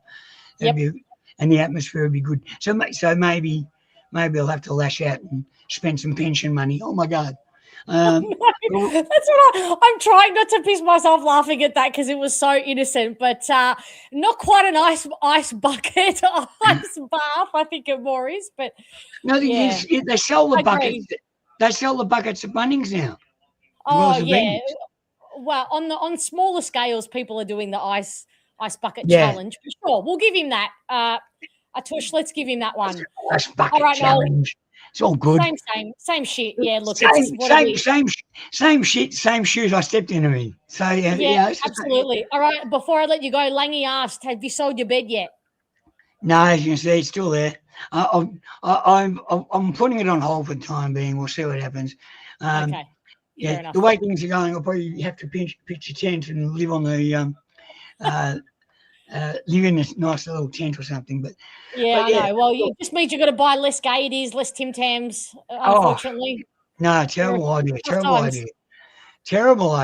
No, I got the Arnott's cookbook. I'm going to have to send you a recipe. There's an Arnott's cookbook that came out to celebrate Arnott's birthday or something. You can use Arnott's biscuits for different recipes. And there's a Tim Tam cake I reckon you'd be able to make. I'll make it for your birthday, all right? Well, next is it Richmond? We play 2 weeks. In 2 weeks, we play Richmond. Next week, we play Freo. It'll be my 1 year anniversary of being a Bomber Banter person. So, the very first Bomber Banter that I got on an annoyed John was when we had that win against Richmond. So I'm hoping we get a win soon because I haven't seen a win since I've been a Bomber Banter. Oh, okay. Well, Universe, if you're listening, make that happen. Universe. Lucky us. I tipped the Giants. I tipped the Giants today. I almost said, "Oh my God, you tipped against your own team and they're going to win." There's nothing worse. But anyway, is that an Essendon rug? No. Yeah, it is. It's there's 2 rugs. Yeah, 2 rugs. All right. Love your work. 2 rugs together, plus Essendon Doona on the bed as well. So, yeah. It's my favourite time of the fan cams chat. You all know what I'm talking about. Noel, we'll see you next week. See you, legend. Go, Freo! Bye. Why is he barracking, chanting for Freo? All right, let's chat to James. Take us home. Hello, James. Howdy. I'm hoping everything's James working. coming through with the apps. I can't believe we just got through a Tush and Noel with they were in 144p, and we've got James crystal clear. This is what we like. Got to impress first time. Absolutely. First time. Thank you for saving the fan cams this week. Well, I just want to say Noel's a fucking champion. Isn't he? What a legend. I know, right? Here you go. You got some early love. Yeah. Is this James? What do I want to say? I actually thought you guys were going to win. I'm disappointed. I know. We all can't be, up and about and beating Geelong this time of year, James. We are only a handful of us can do that. Oh. I What's need that you feel like? guys, and not because only Carlton's here. I need you guys to lose to Carlton, and I need us to lose to Carlton as well. Okay. For our draft pick of Cochrane, we need them to, because if Carlton come last, they can bid on Cochrane, and it's not good for you guys because you don't want Doesn't Carlton that mean we get pushed back and we get a pick? pushed back, and Carlton get an extra pick. We don't want that. Okay. No, we don't want that. Sorry, Atush. We love you, but we can't be having that. No. No, we don't. We know you don't want Cochrane, but you're gonna bid on him just to make Port pay up. Is that how it works? Yeah. So if you match a bid, yep. What is it? Yeah. So if Carlton finish 18th, they'll have enough draft capital where they can pick one Dougie, then Port will match that because we have the points to match, I believe. Yes. And then they'll get an extra pick, and then they can get Walker. We don't want that. We want the Blues to suffer a little bit longer. I think everyone else has suffered long enough at the bottom. Yeah, it's true. Carlton haven't done their time, have they? No, sort of? And I thought, as a Port fan, I thought we were about to be going to the bottom. Obviously not. I think we have started the car. Is this shocked you just as much as it shocked the competition? Or have Port fans always felt kind of, we knew this was in us? I believed, and I did say before the season, that let's wait 6 games to see where Josh Carr and his entire coaching lineup put us. Because mind you, we changed just about every single coach. Yeah, Stewie Dew, he's our midfield coach. Obviously, Josh Carr's the head coach, and a few others. So it takes a bit of time. But I just, I had this feeling, but then we have the Corns. I know I like Eddie Corns. I love Eddie Corns. I like Kane Corns, but they were so negative on Port. Yeah. And I guess Chad as well, that everyone just wrote them off. But no. You're so right. It's almost like what Kane Corn says, he kind of dictates what everybody thinks, because I think everybody jumped off Port very quickly. And you should remember that Chad was at our team as a coach for 10 plus years. Mm-hmm. We have some of the worst goal kicking in the league. I mean, look at Georgiadis. He is a product of Chad Corns. Yeah. I think everyone's coming to the light now saying, he is the worst kick in the comp. He can get the ball. Yeah. Beautiful mark. Beautiful mark. Yeah. There's one thing that our list management team have done exceptionally well, and I think Essendon should do this, is we've hit the mid-season draft really hard the last few years. And a lot of these players are now in our best 22, and they're starting to develop. So we're picking all these kids up about like 20 to 22. I think you guys need to look towards that. So you've picked up kind of young but not like baby players, 20, 21-year-olds. What positions have you filled? A lot of defense, mostly. And we had some of the worst defense, but we picked up like Josh Lai. I think he was we picked him up at the start of the season, but we invited him to come train on. We've got like Ewan McKinlay. We've got who else was it? You're right, Moby. We took 3 last year in the mid-season draft because all our players were in the rehab room and we had no players left. But we. Oh, sorry, you go on. No, continue. I think the problem is with the drafting normally is you're picking up kids at 18, and some of these kids are ready to go from their from their high schools. But a lot of kids just take a little bit longer to develop. I mean, look at Lockie Neal. What was he, pick 44 to Freo? Yeah. And he's still top 5 player in my opinion. He's still so good. What What was Pendles? Pendles wasn't early, was he? Jeez, he's been around for so long. I can't remember what pick he was. But I think the question that is we're all thinking, or I'm certainly thinking it, talking to someone from Port Adelaide, is this one. Are you confident? Are you like out of 10? Out of what's a percentage? I wrote him off start of the season. Completely wrote him off. I'm 50-50. From everything I've heard, it's either most likely the Dogs. I'd probably put 70% chance on him going to the Dogs. Yep. Maybe 30% chance he's staying with us. And I think the main reason he's not signed on and, most likely leaving, but he also wants to go to the best team possible. It's obviously not about money. Nah. We could pay him, like, let's say a team wanted to sign him for 1 year for $4 million. We can match that. We have and you every will. dollar to throw to him. Yeah. So I think he just wants to win a flag. So I think he needs to kind of work out where all the teams are. The Dogs are stacked. But from the Dogs' perspective, I don't think they need Butters. They need to go and get some good defensive players. Defenders. Yeah, they do. They need defenders. Yep.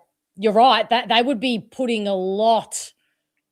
They would be putting a lot of eggs in the midfield basket when they already have so much quality running through there. You're right. That's a good point. If Butters chooses like Richmond or Carlton, I'm worried because those teams can easily tank if they get a win or two, and then they don't need to do a trade. Butters can if he's considering Richmond or Carlton, he should definitely consider Essendon. Definitely.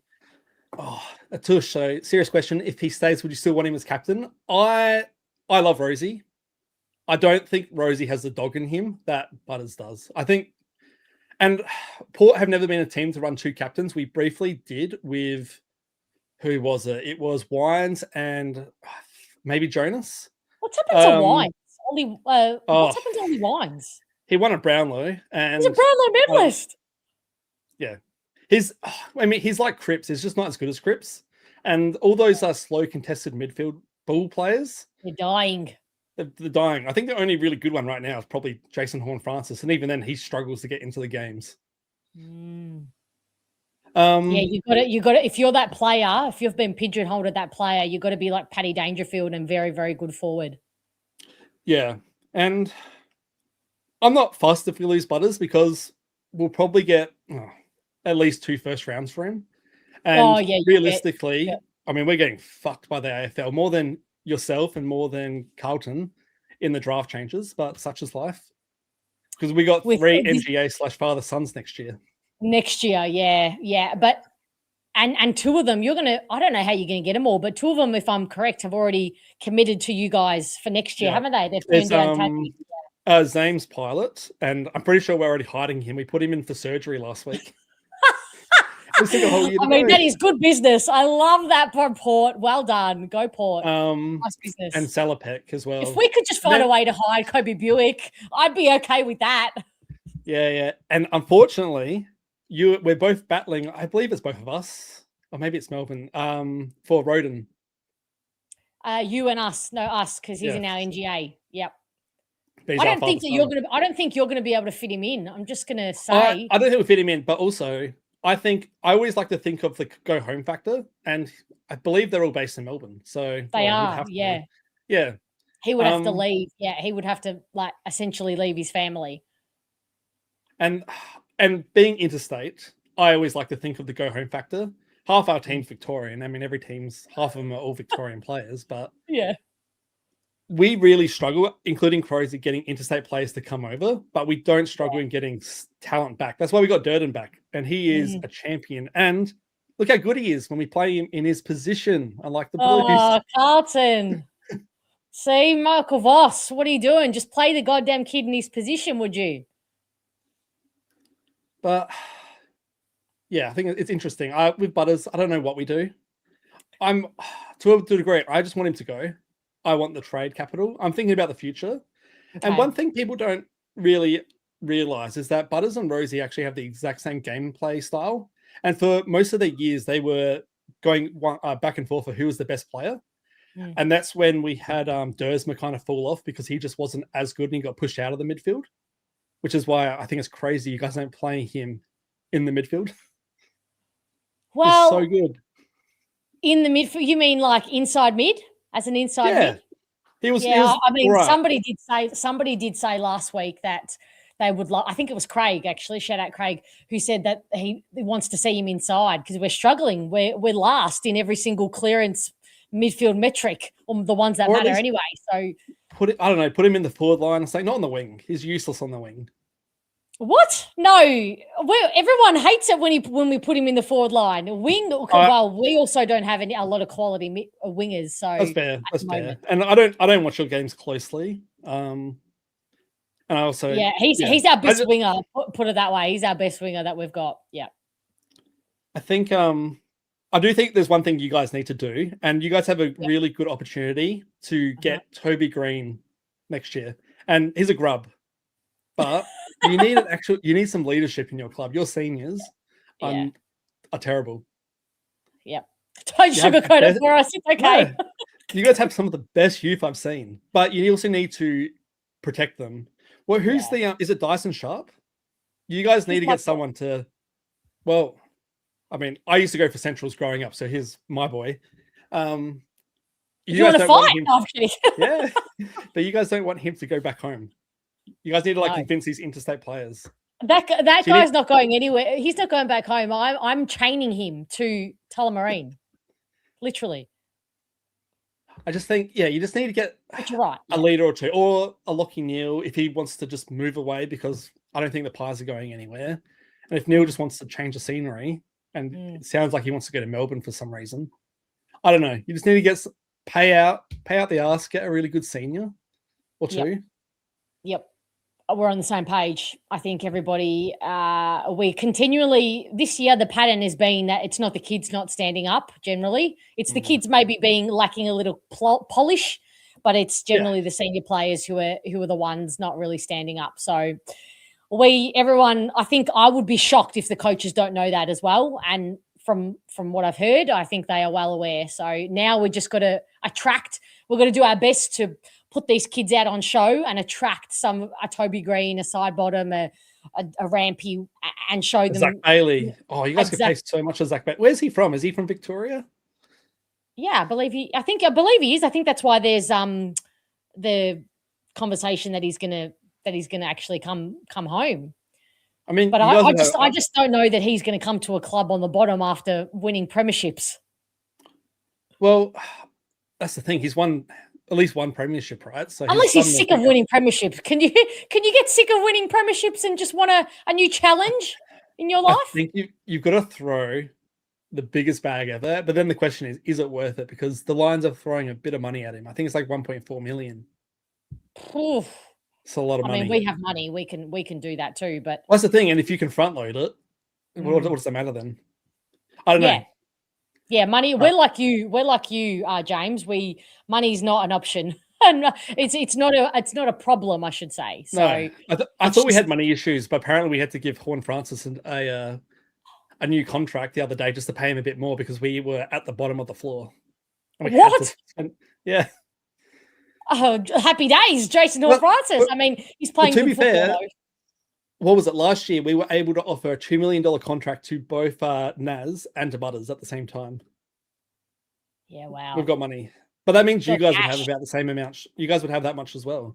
And if Zach Merrett leaves, that will open up because he is receiving the bulk of the highest paid player at our club, understandably and deservingly. So if he ends up leaving, there's more money freed up, and we'll have to pay it as well. So I think we really need to do our best at goes without saying, at getting someone through the door. But anyway, thank you so much, James from Port Adelaide at James Workshop. Thank you for joining the Bomber Banter family. Love having you on. I'll get on another time sometime. Thanks for having me. Absolutely, can't wait. I don't know. Do we play Port Adelaide again this year? No, I don't think we do. Oh, I hope we do. If we do, it's got to be in Melbourne. And if we do, then we'll definitely get you back on then. All right, no worries. Look forward to it if we play again. All right, see you later. All right, see ya. Good night. Bye. All right, everyone. Let's call it a day. It was nice to put a face to the name, James. Absolutely wonderful. All right, everyone.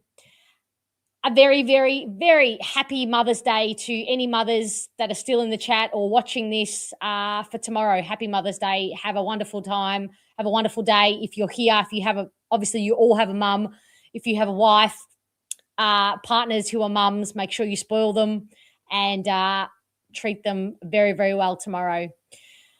Enjoy the rest of the weekend, everybody. Remember the VFL on tomorrow at 11 a.m. So we'll see lots of our AFL listed players playing in that game as well. So 11 a.m. Did I say a.m.? She's fading. So I may have said p.m., but I meant a.m. All right, everyone. Enjoy what's left of the weekend. I will see you throughout the week. Good night.